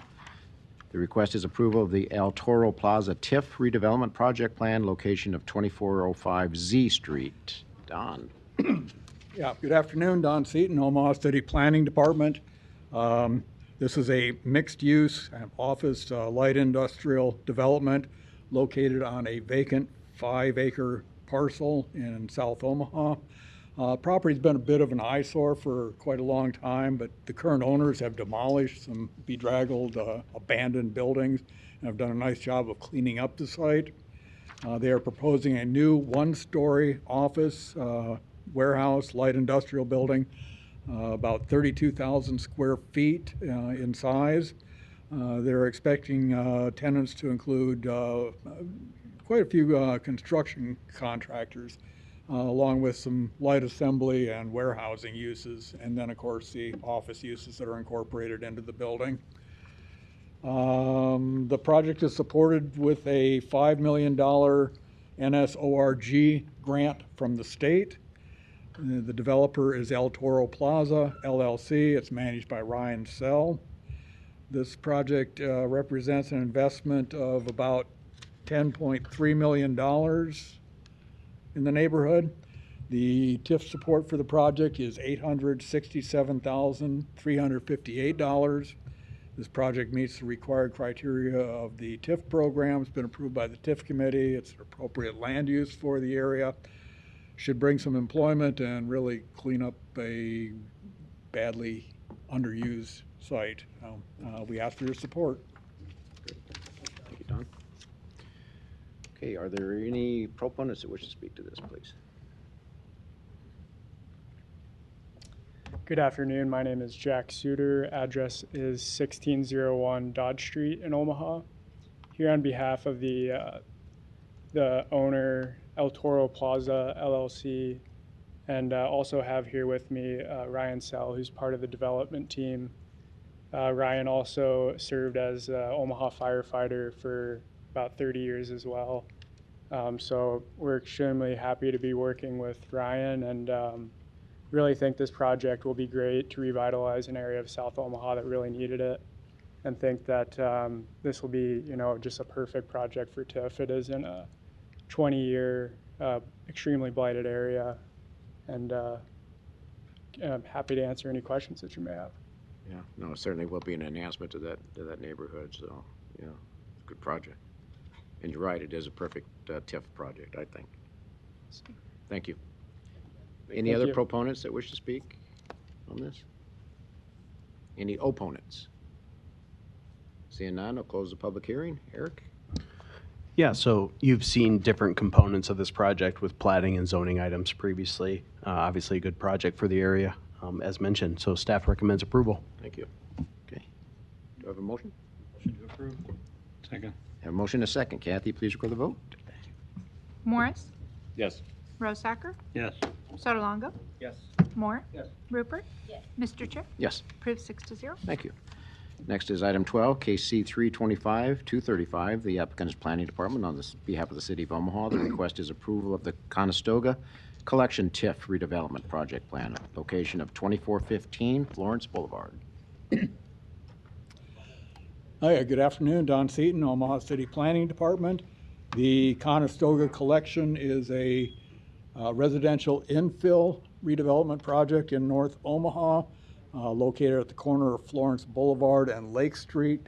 4 new residential for-sale units will be constructed. The range basically kind of a twin home or duplex type of arrangement configuration. They all have 3 bedrooms and 3 baths, and the sales price will be partially subsidized by a forgivable loan from Spark. They'll be sold to income qualified home buyers that are at 60 to 120% of the area median income. The developer is one who you've seen before doing similar projects in North Omaha. Philip McLean, manager of the Mensch Group, LLC. The investment in the neighborhood is about $1.7 million for this project. TIF support requested is $226,299. Again, it's good to see the infill. It's an appropriate land use for the area, meets the required criteria of our TIF program, and we ask for your support. Okay. Thank you, Don. Any proponents? Thank you, Mr. Chair, board members. Bob Griffith, 11440 Weston Road, here on behalf of the applicant, Mensch Group LLC. With me as well is Phil McLean of Mensch Group, the developer for this project. Thanks again to Don for his work and help on this project. I think he really summed it up pretty well. We're here to answer any questions you might have. But another good infill project and affordable housing location for our city. Thank you. Thank you, Bob. Any other proponents? Seeing none, or any opponents that wish to speak? Seeing none, I'll close the public hearing. Eric? Yeah, obviously it's a great project. I think it's a great looking building. You know, providing affordable housing. The city had previously owned this land and sold it to the developer, so we're excited to get these units on board. So staff recommends approval. Great. Thank you, Eric. Any questions? If not, do I have a motion? Motion to approve. Motion and a second. Kathy, please record the vote. Rosacker? Yes. Sotolongo? Yes. Moore? Yes. Rupert? Yes. Morris? Yes. Mr. Chair? Yes. Approved 6-0. Thank you. Okay. Good luck. All right, we now have one special use permit item. It's item 21, KC 820-188, KC 820-191. Applicant is Karen Buddhist Society of Omaha. The request is approval of a special use permit to allow religious assembly in the DR district and approval of a special use permit to allow development in the ED North Hills Environmental Resources Overlay District. The location is 9861 North 60th Street. May we hear from the applicant? Hi, Ben Drews, 10836 Old Mill Road with TD2 Engineering on behalf of the applicant. He's also here as well. To answer any questions, I did want to briefly just discuss the, just the applicant portion. We're generally supportive of this. The one we would like to request the noise waivers be allowed in the windows that was discussed with the neighbors as well as while playing inside, and also the ability to potentially use the off-site parking with shuttles during their events throughout the year. We discussed it pretty extensively at the pre-planning meeting, so we don't need to go through all of that again. Okay. Thank you, Ben. You say the applicant is here? Yes. Please come forward. Might have some questions for you. And we'll need your name and address for the... Good afternoon. My name is Indo Basat, and my name is North 60th Street, or my address is 152. I'm live in that property. I'm in charge of that organization. So I have like I stated before that I have right now have no update on this item, and if some questions I may answer the questions from you. Thank you. We've looked at this several times. Yes. Right? You're probably getting tired of coming down here. We love seeing you, but we're kind of getting tired of this project as well. But there's a lot to it, right? Yeah. And there've been a lot of objections of the neighbors and what have you to it as well. We're at a point now where we're ready to hopefully get this thing moving forward. Okay. We fully expect you to comply with all the conditions in this. Yes. Are you comfortable with all the conditions that have been outlined and discussed with you with regards to this project going forward? Because if not... Yes, yes. If like we will see all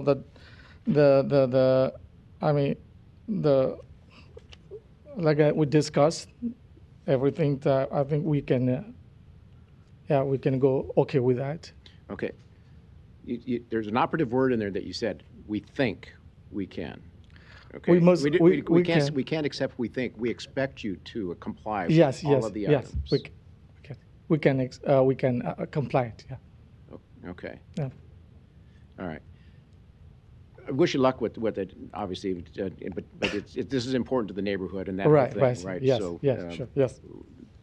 We appreciate your willingness to support all the conditions. Yes. In this. Okay. All right. you have questions? Okay. Are there any other proponents that wish to speak on this? Are there any opponents? Please come forward.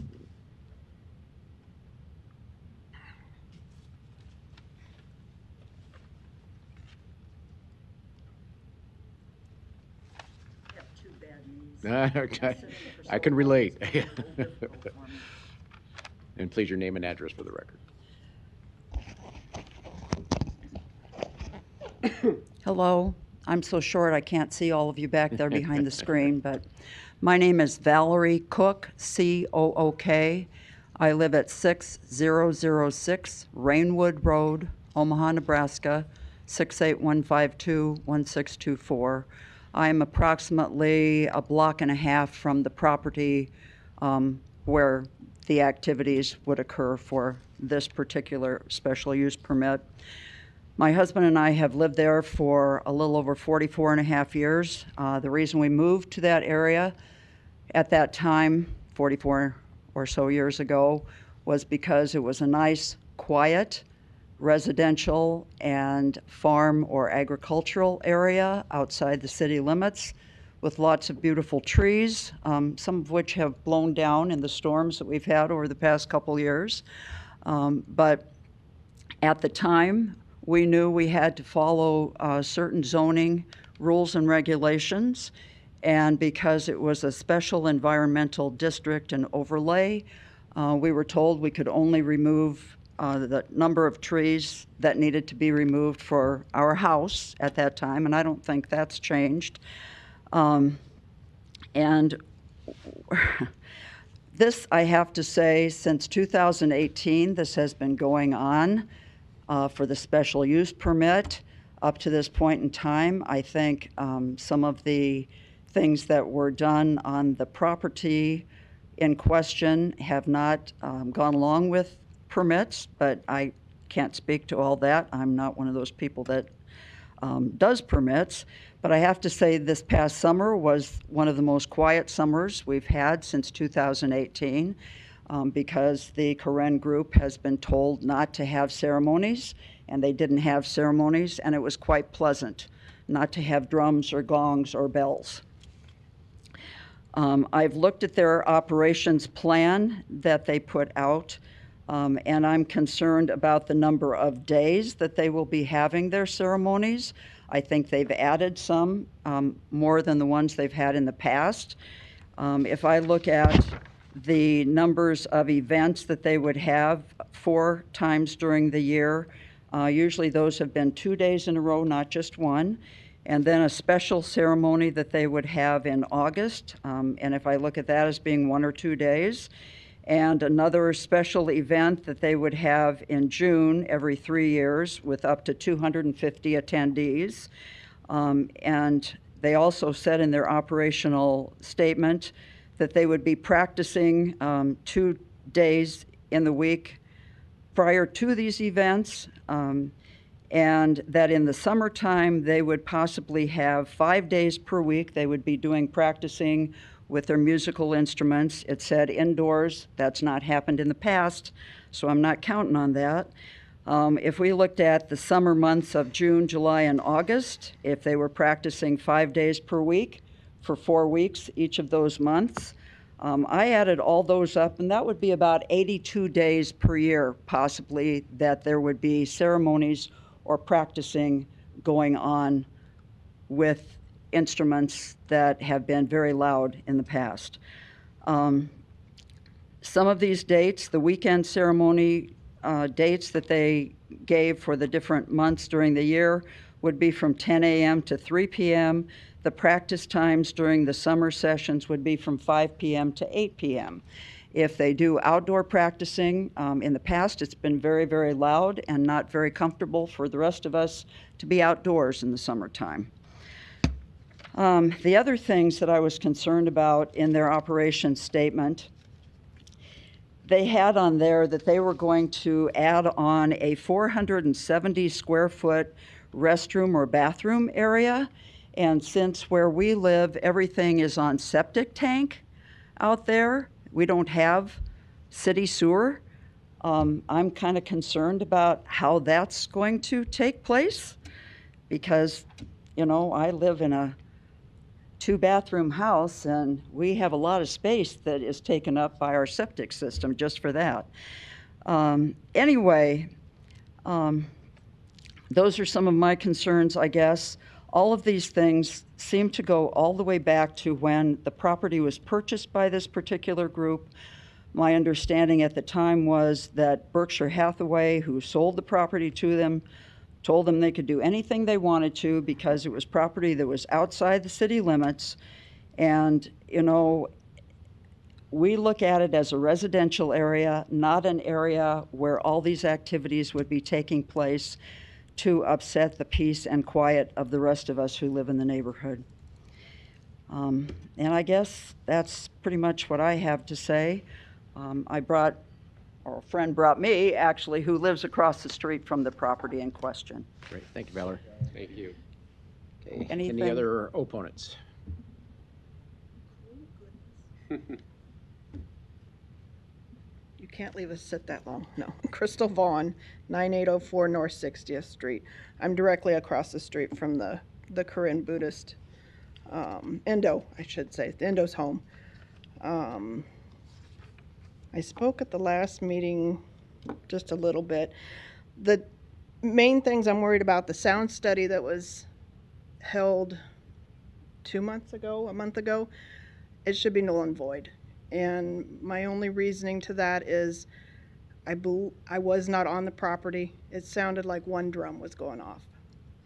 When Endo has his celebrations, there are multiple drums, multiple instruments, gongs, bamboo.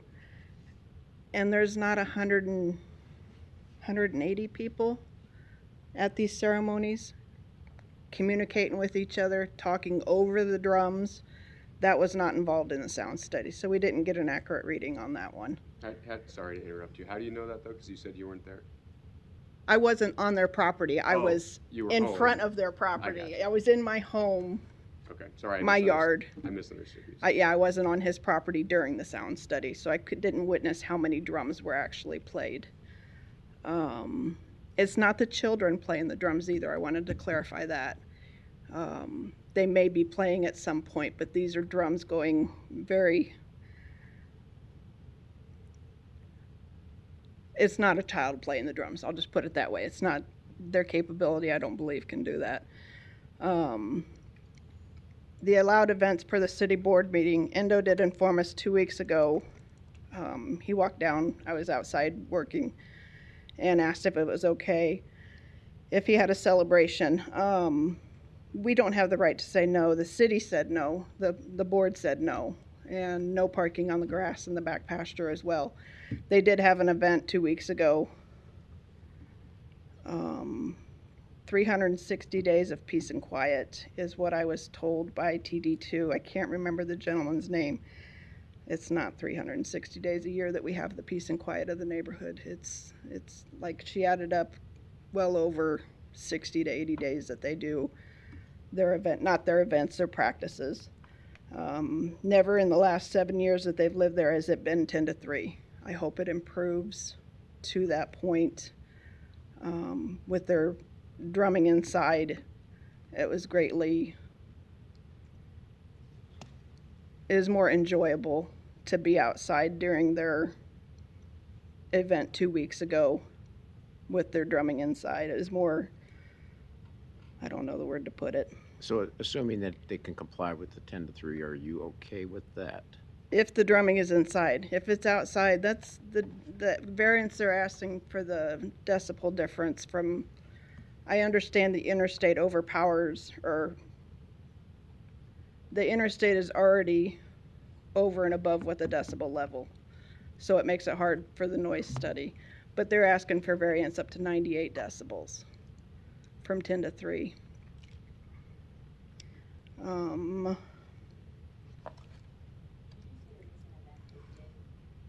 The drumming was inside, and that was 2 weeks an ago. improvement of the sound at your property. Was that an improvement from the sound? Yes. Yes. We heard the children out playing. We heard the families talking amongst each other, celebrating outside. It was acceptable at that point. Okay. The March 5th meeting, please forgive me if I get your name wrong. Planning Director, Mr. Fanslow? All right. You stated at the March 5th meeting that maybe this, as it is operating today, it's not compatible land uses. We don't feel it is because there's more than just this that's wanting in the future. They're also wanting to build, I don't know the proper word for it, not a mosque, Temple. your church, your temple is what it was stated. And further parking down into the back lot there. I just don't feel this is the area for that situation, being residential agricultural. Other than the words, I don't know how to explain. Okay, thank you. You good? Thanks, Crystal. All right. Any other opponents that wish to speak? Seeing none, I'll close the public hearing. If you'd like to come back up and address some of the concerns that were raised, Endo will probably have some more questions for you as well.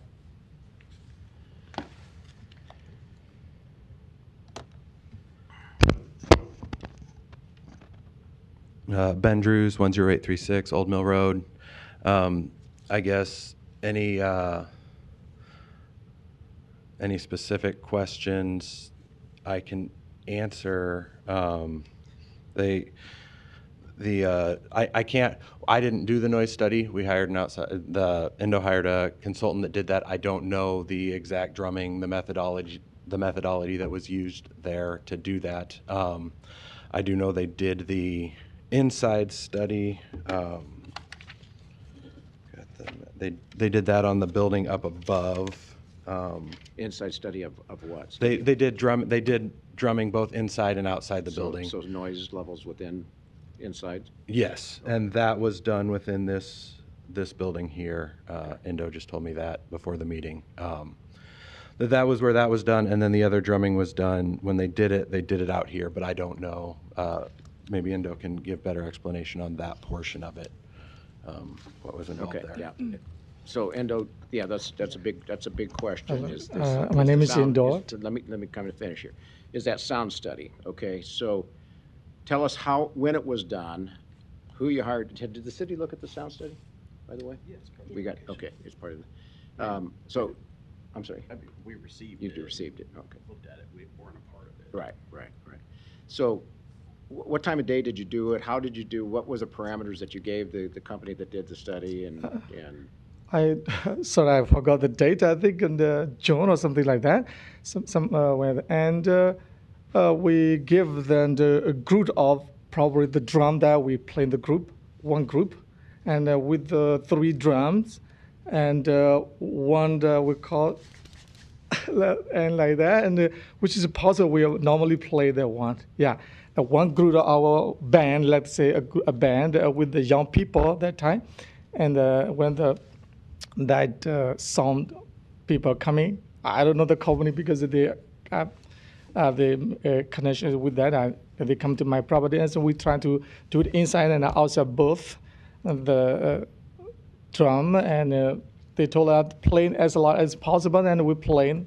But they didn't do the study based on an event that you typically would have, the number of drums that are being played during an event, right? It was just here's a sample of what we do, and not all the drum will be there, but most of the time, the frequently the drum we are using on the property would be that big drum, but the other drum sometimes is there, but sometimes it's not there. And that is the outside mostly playing. So our neighbor concerned that we can manage all those things, and we can comply to the city allowance possible.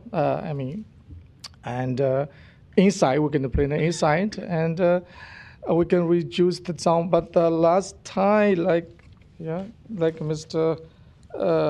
Say, I don't know what is.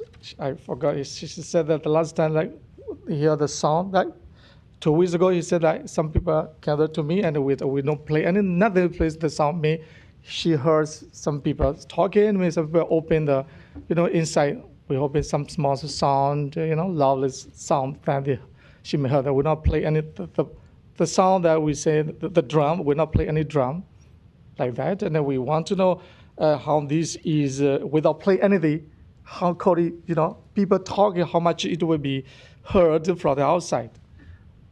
And also, But it's a different sound than you would typically, I would think, would experience in one of your events. yeah, Right? a different sound, yeah. Yeah, okay. So I don't know if it was a rumor that you heard, but she talked about the possibility of a future possibility of a temple being built on site. Actually not temple, yeah, possibility like if we allowed that we will make the like a big, a hall in there, and we will put everything inside the hall without outside doing it, and with the soundproof everything possible, which is with the engineering and everything. So no sound and no need to play outside. The reason why we play outside sometimes because when dance is coming, so it's because right now our piece is little, when in the current traditions when we dance, the group is 35 people. The full group of the dance is 35 people. At that time, if we with the space right now we have that building may not accommodate that one. That's why we use outside. But if we can build it downstairs, if we can build the one which can be accommodated, that group, so we can play inside everything. That I'm talking to all the members that what about if we do that? They are okay. Everybody is okay. That one. That we also concerned about their understand their concern about the sound, and we will make sure that sound will be not go outside if we gather one that. So I can't remember who it was, but someone made a comment that when you purchased that property, or when you got that property from Berkshire Hathaway, they said you could do anything you want to with it. Is that a true statement? Yeah, that time I just new to the United States. I'm not leading by these properties, but our director who buy this bond and told us that okay, everything we can, because the land is in outside the city limit. He said that's all we can do. That's I heard from my director. As I'm not, I never met the person who owned this property previously. Well, that's the reason that. Well, that's kind of my concern, quite honestly. Yeah. This is an area that really isn't, I think, conducive for the type of operation that you're running. Yes. With all of the events that you have. Yeah. It's a quiet neighborhood that's been in existence for a long time. I don't know what your expectations were when you bought it, but I don't think that, and I'm curious if this was something you looked at or was just said, okay, I'm going to get this piece of property, or did you look somewhere else for a property that might be more conducive for what you're trying to do? And I think when we bought the one that time, what our thing is that it is in the forest or kind of in the deep forest. So I think it's forest. To be honest, we live in the forest. So we came from the forest area. So in the forest areas, you can do. So that I think my people that they have those kind of thinking that, and also the land 6 acres is kind of for us a kind of big land.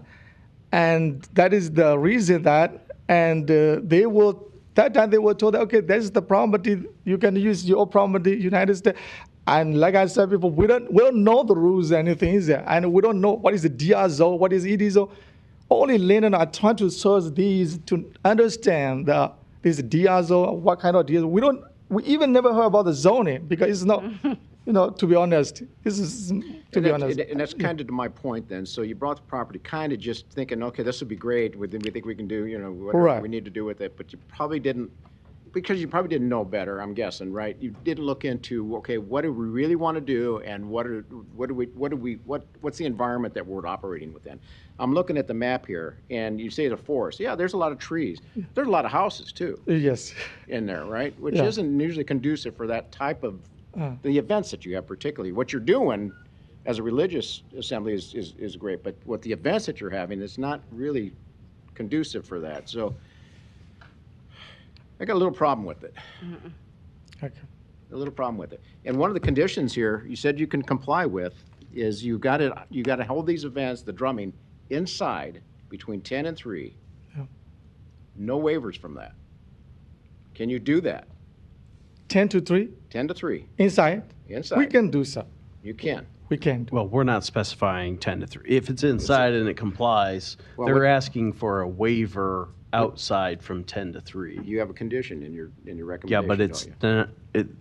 if the sound is compliant indoors, they can No, your play sound, it it's your anytime. sound compliant. Yeah, Yeah. so there's the request, and then there's the recommendation. So I guess I just want to make sure you're Okay. asking the right thing. Well, yeah, it or- says requiring all drumming instruments to be played indoors at all times, including practice, but that's related to the sound environment. Yeah, that they're operating I mean, in. that's meeting the decibels. What we're recommending, the additional items put into soundproof. Got it. But there's no 10 to 3 requirement if that's done. Where did I read? I read 10 to 3. Well, the applicant is asking for, You're requesting a waiver of the maximum allowable noise between the hours of 10 and 3 to be outside to be outside. or inside, I guess, either one or both is the request. So you're requesting additional hours outside of those 10 to 3 hours? Yes. Like those things also may not be come frequently in a year, maybe the 2, because the other event that we can do without play any drum. But the event, some event maybe use the drum, like which is related to the cultural things. But the solo religious things can be done without any play anything. So we already practice right now like that. So Eric, did I miss that then? So they're requesting that waiver, so what is the city's position on that?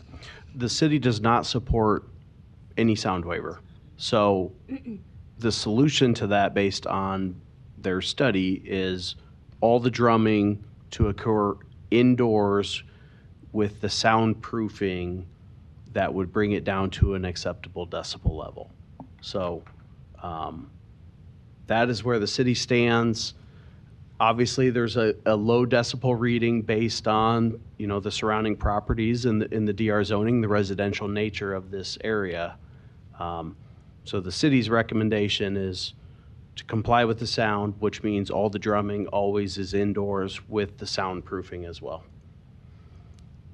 So I guess my question, Endo, and perhaps I missed it if you said it, if that were to be approved, by planning board and city council, that all the drumming had to be indoors with the soundproofing, does that even work for your events? If your gatherings, if everyone's outside, I mean, you're not gonna have the drumming because you wouldn't basically hear it, correct? For the sound, that one, like I said, we can reduce to the minimum amount of the time on the minimum amount but sometimes, like I said, some event no need to be held with the sound, and like I said, 2 times maybe we need to play the song only a year. But the other song is not. The other time is not necessary. Even inside and outside, both are not necessary to play with the sound.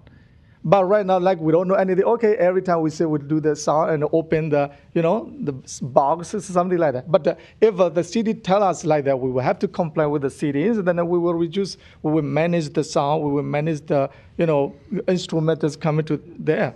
If that, the city's rules come is there, we will have to comply with that. We manage that, and we also, value the concerns of our neighbors as well. We understand that they want peace. We also want peace. But the only thing that is, sometimes people, they want to celebrate, the event. We lots of things, but we have no place to go right now. Lots of Korean people is coming here, and working. These people, I have a zero knowledge of the rules and regulations about this thing. They think it's free, so we can do. I'm the leader in all everything. I have to be responsible for me. I have to take care of everything here. Thank you. Endo, I appreciate you trying to do this site. I mean, why not find a commercial site that has a building, parking already installed, and have services there? Is it? To be honest, sir, we got a place. We find a place which is too much more than our reach. 3 million. How can we we cannot pay for that price of any properties? We don't have any resource. We don't have any assets, so we don't know how to collect the fund. Only fund to our people, so we can we bind the property only within our reach, like normal property. We find a property which is on near the 72nd, which is near there is a target. There is a property with 3 million. We like it. We discuss that. We have totally only 300 members, something like that. So how can we pay these people? We don't have any sound, financial income. Everybody work in the meat plant like a Tyson. How we cannot get them? That is so sad for us. So we just try to manage our culture and religion within our capability. That is what. Where do you get your funding from? Is it Not nowhere, sir. From our members only. Your members? Yeah. When we do the, sometimes when we do the event, we collect some, and we have if a member we are member, we collect for the electricity bill, and we collect some money a little bit, some fund. That is the only. Endo, do you have to live on the same property that you do the events, or is that? It's not necessary, sir. You don't necessarily. Not necessary. You can live there and can do another place, but we don't know. And to be honest, in the July we do an event, but not in the project. We hire in other place, which is Sandalwood Hall. We go with there, and we also do that. We held an event there. We are not doing our property because we compared the city, and we went. No, we are not. This is the property. They are not okay. But no, some people they don't know where to go. They use of us. My people sometimes they don't know how to use the GPS. That is the honesty that I tell you. So that is the reason. But this place, I have been living here over 8 years already. They know everything can come without looking at GPS. When you hire another place, certainly they don't know. These people, let me state something, is not concerned, but all I have to do is to help them. Even some advertisers come to their house, they come to me. I have to read the letter. They don't know anything about this in the English. So what I'm trying to say is that we are doing everything is within our capability only. We saw something like, Tina, to be honest, I'm looking for the land that which can be like that, but it's very, expensive and for us, and also sometimes it's very far for us, 40 minutes. So how these people can go there? That is so sad for us. That's why we are trying to make this plan, and we want, the neighbors also understand us, and we will, value their concern also as well. We will try to reduce everything possibly. And if we are allowed, like I said, to build a big, like a hall there, we will put everything inside there. Nobody need to hurt anything outside.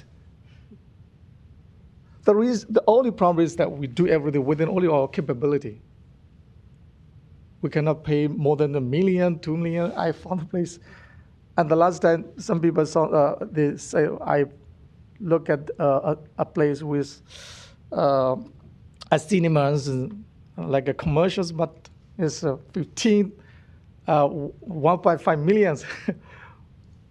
We collect only $20, $100. How can you pay this kind of commercials? That's the only problem, to be honest. One other issue Yeah. has been the parking. Did I understand Ben correctly that you're still asking for the opportunity to do the shuttle parking all year round? Was that what he was asking? Yes, yes. Okay. Go ahead, Ben. Go ahead, Ben. Just to clarify, that would be just for those events the 5 days a year. That wouldn't be every day of the week when they have, if people come in, it would just be for those events to be able to use the Just shuttles for 5 that. events.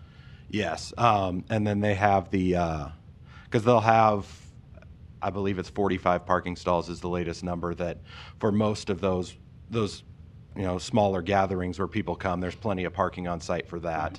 And part of the reason for wanting to use that is one of the big concerns when we met with the neighbors was the traffic on site during those events. So if we could reduce any of the traffic there, I think that would be helpful, so. And when for the summer that the kids come to play, like we are practicing that is also not.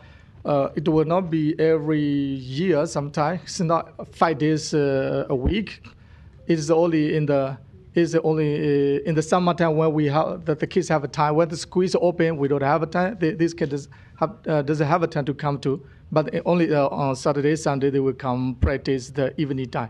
But that one also we can manage that. We move the time in the daytime, like come 3, we end in the 5 to 6 something p.m. That is, we can do that for the time adjustment. Okay. Yes. Any other questions for Endo? Anybody have? Or Ben? Okay, thank you, Endo. Yes. All right. See, we've heard from the proponents, opponents. Close the public hearing. Eric?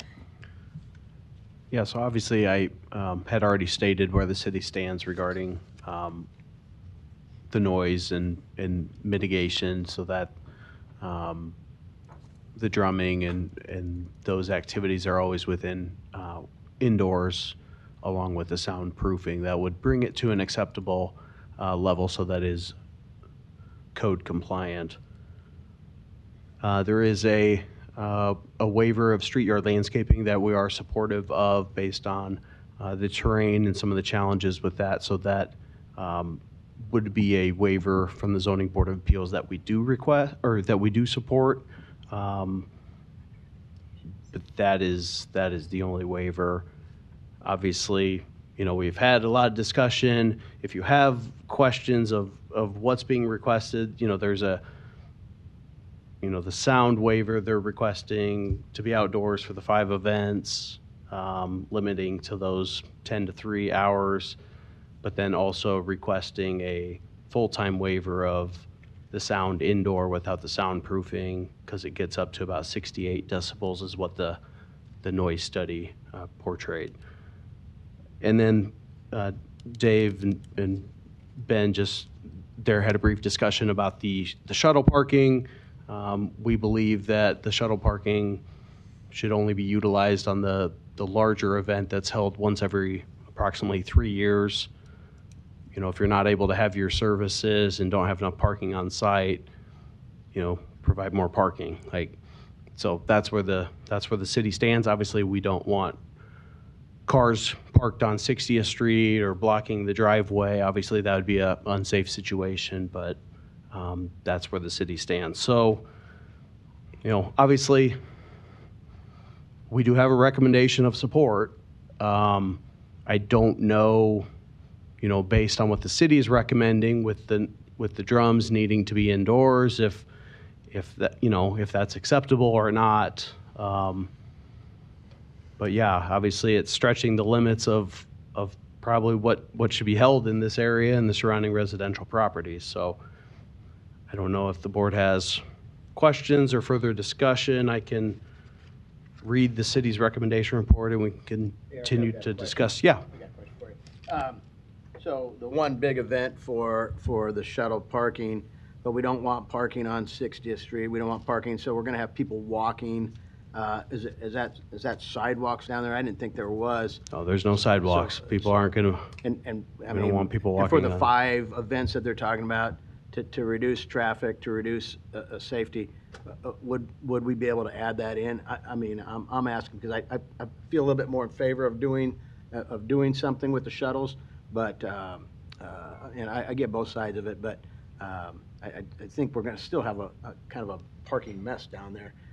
And to say that they just need to build more parking, that's something in the future possibly, but I don't know that that's something that's going to get taken care of right now for 2026. Is your question what would need to be added or modified to allow the shuttle Yeah, for all like 5 services throughout the year, or for immediate? for 5 services throughout the year. I believe you would only need to strike the second bullet point in recommended condition number 5.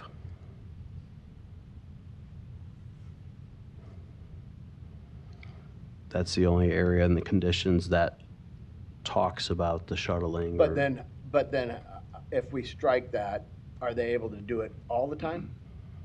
Yes. Which is not what I want either. I mean, Just put in there, the just 5 put in there event- for the 5 events. You'd have instead, to modify the language then. If that's what you want to do. Yeah, you could modify second bullet point of recommended condition 5 to allow shuttle service for the 5 large events on an annual basis or something like that. Plus the 3-year Yeah. larger than that too. Okay, I'm sorry to interrupt. I just No, had that no. question before you went on. Thank you. Sure. Okay. Well, let me read the city's recommendation, Yeah, just okay. officially, and you could ask more questions. So staff recommends approval of the special use permit to allow religious assembly in the DR district and approval of the special use permit in the North Hills overlay, subject to the 12 conditions in the recommendation report. I'd like to chime in real quick. So Dave Fanslow, City Planning. Just to be cautious, some of us have been involved with this board for a number of years. Unless you, I guess, Jeff, I'm looking at you, unless you have concrete language on how you would address maybe the issue or how you're trying to help, I'd be very leery of just making a change without, and maybe you have thought it through. I'm just saying, I've seen in the past where somebody has an idea, we change a condition, and then it's like, oh wait, we didn't think about that, we didn't think about this. So I'm just asking you to be cautious. If you are going to change something unless you have language written up, then that's fine. No, I don't. Okay. I mean, I was just asking about Yeah, that. okay. As maybe a means of trying to Sure. help the traffic Safety situation. Okay. Yeah, it just seems as though the problem with the traffic in the neighborhood, when there are those 5 events, that would be an option that could alleviate that.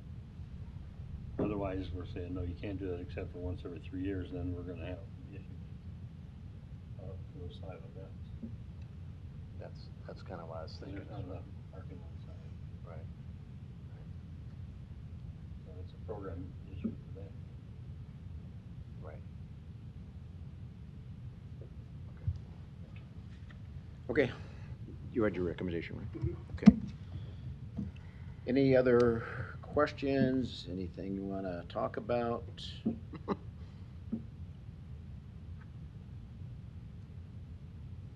I just make a comment that I really support the religious activities that you're trying to promote. I don't think it's the appropriate location for what you're trying to do, unfortunately. And I do worry about the safety issues, some.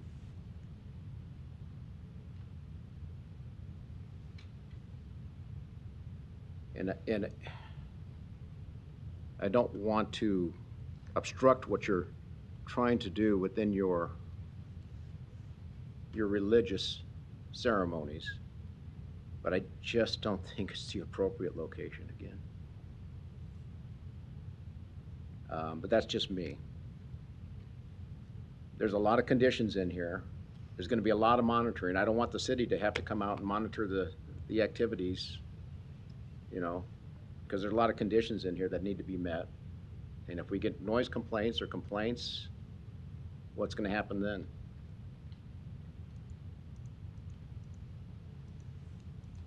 But that's me. So with that, if there's a motion, I'd entertain a motion.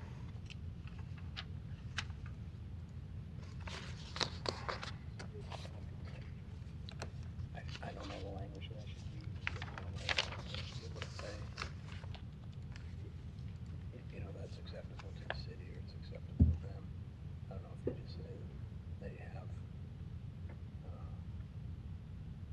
trying to suggest the language? I don't know the language, Mike. That's, Yeah. that's the problem. I want to make it right. I want to make it tight. The, But the only thing I might suggest, Jeff, is that second bullet point. Note that the off-site parking will only be utilized for the 5, ceremonial events plus the special Buddhist ordination ceremony occurring once every 3 years. Dave, I don't know if that. As long as it's well thought out, you can all. That addresses you're, the you're 5 free, You're free to ceremonial make any events. recommendation you want and change it. I just wanted it to be well thought out before we made it and then have it had some unintended consequences. That doesn't, I don't think it does anything other than, I just offer that as a suggestion.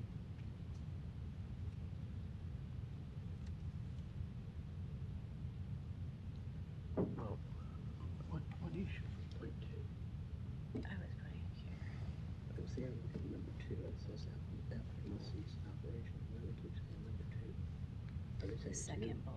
Oh, on If you 5. allow off-site That's parking 5. in these other Okay. 5 events, I should kept we looking at it. What? specialize, kind of drill down on what those events are? Maybe they are the same exact event with a certain name. So they, I guess my thought now is, if we give them like 5 events a year to do off-site parking, well, what's to say one of those is like Well, a let's lot larger than. let's ask Ando. Ando, what do you call those those 5 ceremonial events that you have? Please come forward. What do you call those 5 ceremonial events that you have? We call, the one is we call sticky rice ceremonies. Sticky rice. Yeah, Wazo Road ceremony, and New Year ceremony, Korean New Year ceremonies, and Katina Road ceremonies, and another Burmese we call Thinja, water festival ceremony, something like that. How large are these 5 events? How large? How many people? Yeah, to be honest, in the winter and the fall, those ceremony are less people. But in the most people will come like Wazo Road ceremony, and that one many people could come. And How many people approximately? approximately like 150 to more than like that. Quite a few. Yes. So, yeah, that's kind of what I'm trying to get an understanding of, like, what do these 5 events actually look like? Yes, it could alleviate some parking needs, but it also could create kind of a situation if they're shuttling a bunch of people. I just want to understand the numbers so we can make a recommendation or not. Well, I mean, the operating statement says, for anticipated annual events typically held on the second Sunday of April, June, July, and November. And then the next paragraph, in addition to these events, there may be a 5th event in August known as the Karen Traditional Wrist Tying Ceremony. Each of the 4 annual events is expected to draw between 80 and 100 attendees with a maximum attendance of 150. Then it talks about the event once every 3 years, potentially a larger crowd up to 250 attendees. So I don't think you need to identify it. I think the operating statement is already talking about these 5 events with then, the occasional once every 3 years. So I think that's sufficient as long as it's called out and understood. I think that's sufficient. Can I propose some language? But, so you could probably refer to the operating statement, right? The events as outlined within the operating statement provided. Go ahead, Dan. What I would propose is we say, note that the off-site parking will only be utilized for the 5 annual ceremonies each year, and for the operating statement and for the Special Buddhist. for the special Buddhist ordination ceremony occurring every 3 years, and that a temporary use permit will also be obtained for this permit. And I should probably put in there per the operating statement. Yeah. So the idea is we can do this. They're going to be full. Yeah. Hmm? You're not supposed to.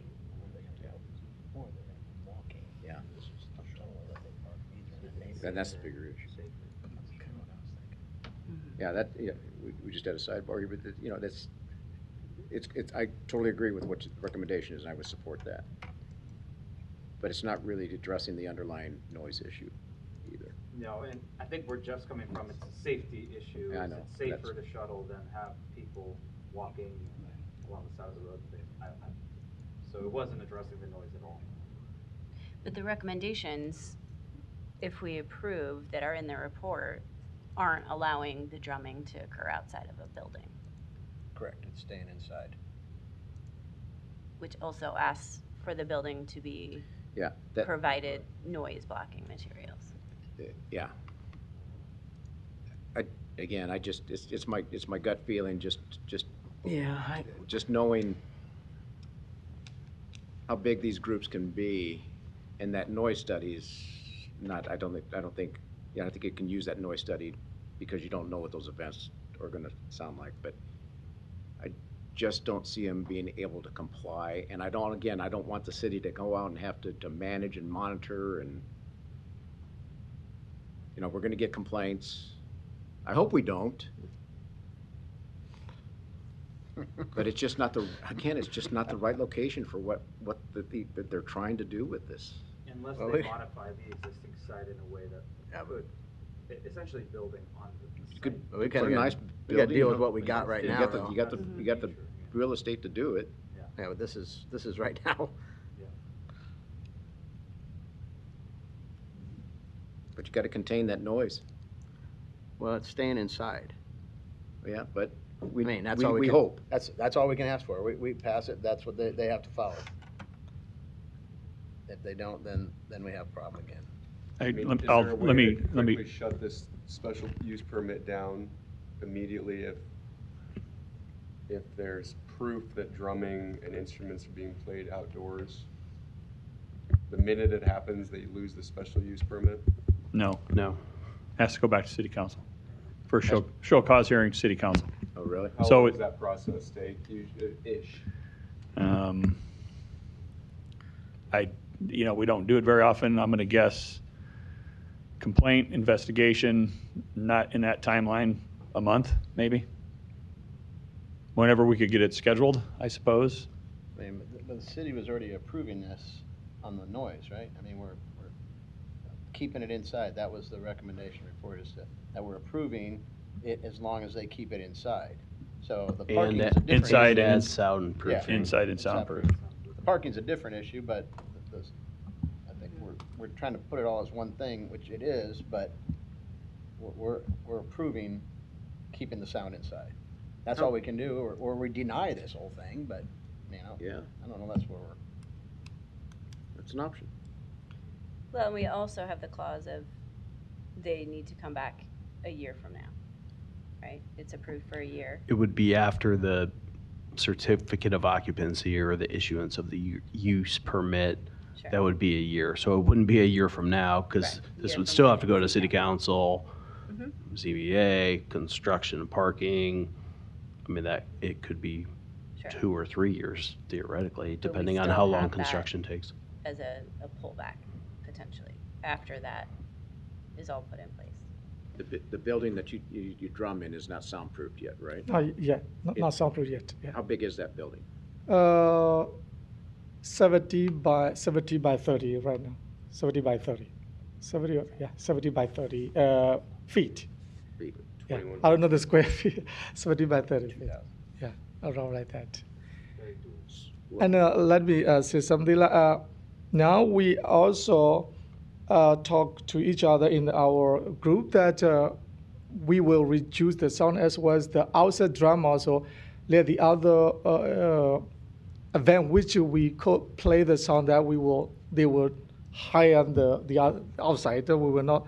I mean the other, which is the public area. Not there. If we will do we are talking about each other like that. And, at least that if we are allowed to do inside the sound with the soundproof inside the building, that is also okay. That because mostly we will use for the religious, and with the cultural event that we can sometime if we do the big sound that we intend to hire. I mean rent outside place which is. They can be used like a public area or something like that. We also talk about that option within our group. We really concerned about understand the neighbor concern. So we don't want that to be disturbed by our activity, our present there also. Like And the other thing that the concern parking on the street, on the 60th street, also that we can manage that. I think it happened one other that when the last time when that neighbor shows that is only once happened. I think I never later on we never, nobody park on the roadside of the 60th street. Everybody is parking inside our property. How was the, sorry to talk to you in the, but how was the parking 2 weeks ago? Yeah. It was on the property? Yeah, on the property. We will not park on the 60th street. That we can try to comply everything that. So let me ask you this: with your ceremonies, do you have to? Do you require? Are your ceremonies? Do they require to have? I mean, religious artifacts and certain things contained within the building, or is it just Is it? I shouldn't want to say just. Is it a program? Just a program? Just a program. Just okay. yeah, So if it's a program, is there a possibility for those events? This doesn't get necessarily to the practice sound, but could you lease a facility for those 5 events plus your annual event?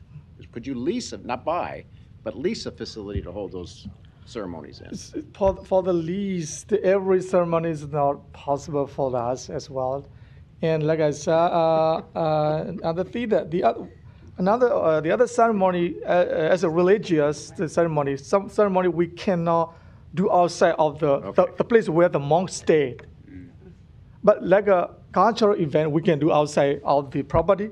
But the other ceremony, which is need to be done within the monk where the monks stay, that is the. Okay, that's what I need. So Indo, you said that you could accommodate the parking without having the shuttle service for all the events on ground. You Yes. wouldn't okay, so it wouldn't be parking on 60th Street. No.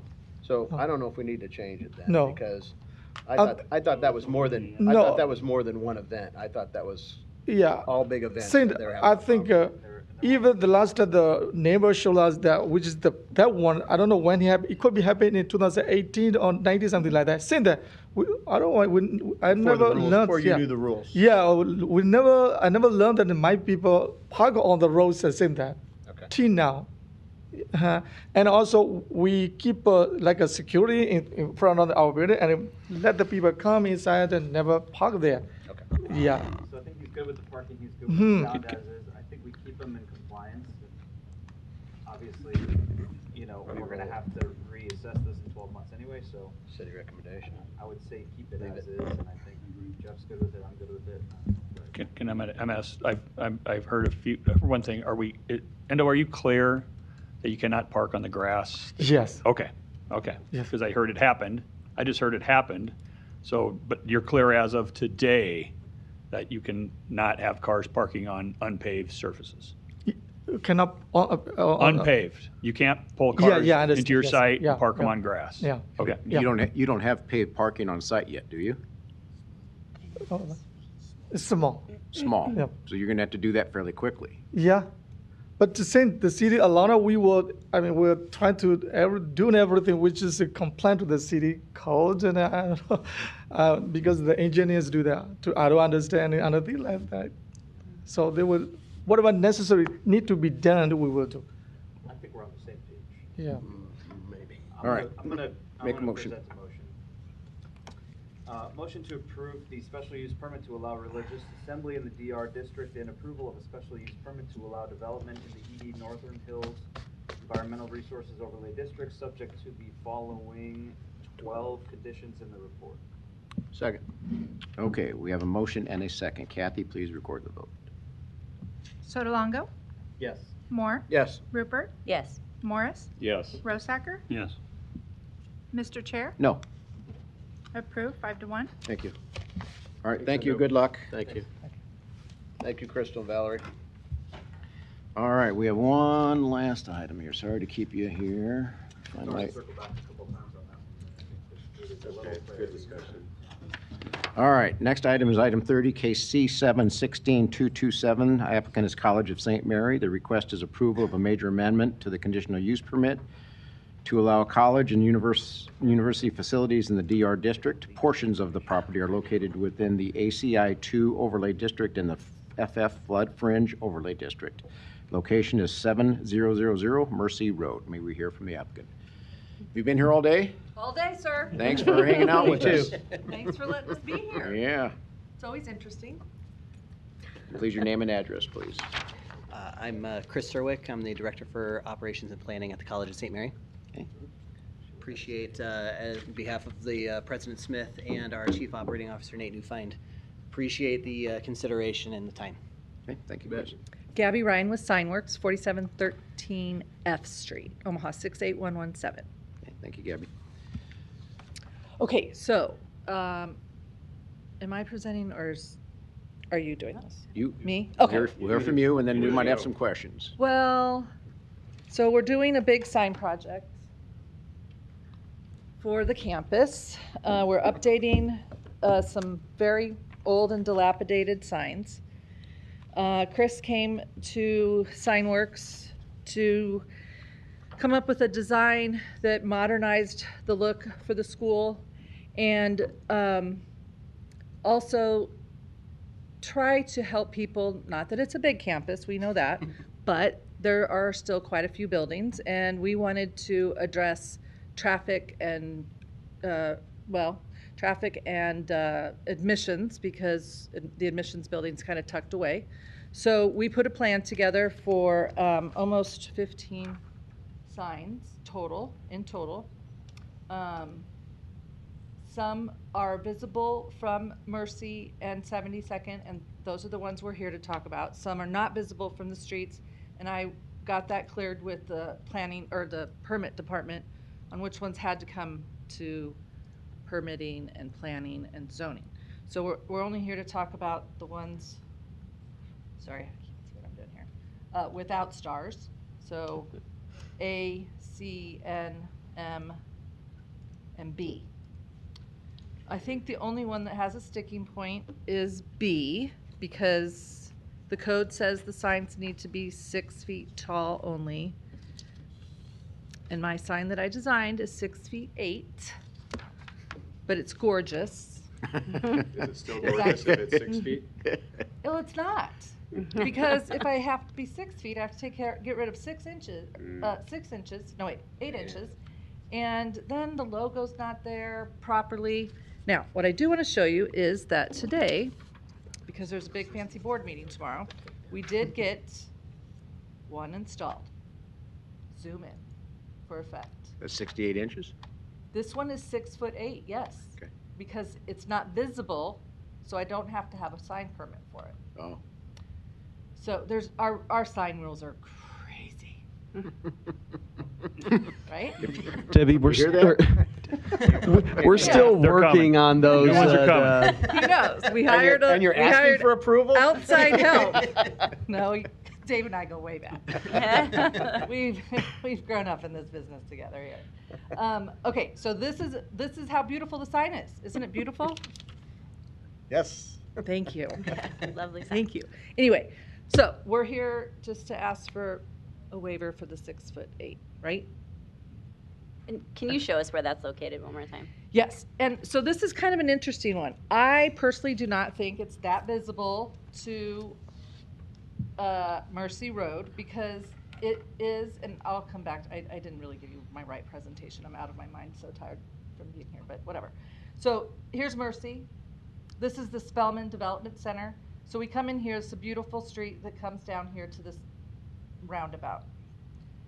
The sign that we're talking about is barely visible to Mercy Street, but it is our most important sign, and that's probably where I should have started and been more professional, sorry. But it is our most important sign for the campus because it's the main sign coming off of Mercy Street. And so it's designed to be the 6 foot 8, yes, because of a design preference, but also because we do need to get all of this information on there. So Mercy Hall is where our admissions and visitor parking is, our ward conference center, which is an outside conference center. People come quite a bit They to rent that. those Rent spaces. space. Walsh Hall has the art gallery and the chapel. There's a commons, there's, what happens at the hall? The Hill Malcuso Hall, what happens That's there? our auditorium. Auditorium. Also rentals and Yep. various sections. And then the dorms, Stevens, Logier, and then of course the great new Lead Field House and the fitness center and then soccer and softball complexes. Are these So backlit signs? They are not. They are non-illuminated. They are, no, they do not light. So do you rely on the street lights and on the street then at night for visibility of this? of the Yes. signs? Okay. Yeah, they've got plenty of streetlights, and our colorway, the white background and the blue letters will help for that too. Okay, that's good. Okay. It is our main entrance. It is the main and entrance, so, yeah. We have two entrances, sorry. We have two entrances, however, that's our main entrance, so most of our traffic is coming through that area. Beautiful campus, by the way. Oh, thank you Yeah, so much. they have, this is a little bit better map, just to show you. This is a boulevarded street. And there's plantings all through this whole boulevard, and then trees that line that as you come into the property. Okay. Anything else? Any questions? Okay, thank you. Any other proponents that wish to speak on this? Are there any opponents? Are you here for anything particular? No? We'll find out. 15's been I think it was approved. approved. That was on the consent agenda. Yeah. All right, let's finish this. That was Were you one here of in the- opposition? Yes. Oh, I'm sorry. Yeah, we've already approved that. Were you here at the beginning of the meeting? No. Okay. Yeah, yeah, no, that was on consent for approval, and it went through the consent on the, yeah. It'll go to city council, so you have that. Yeah. Finish this case first. Yeah, let's, What's that? let's finish this case. Yeah. Okay. Are you an opponent to this or a proponent? Okay, I'll get back to you on that. We've heard any other proponents on this case? Any opponents? Seeing none, I'll close the public hearing. And Eric, please.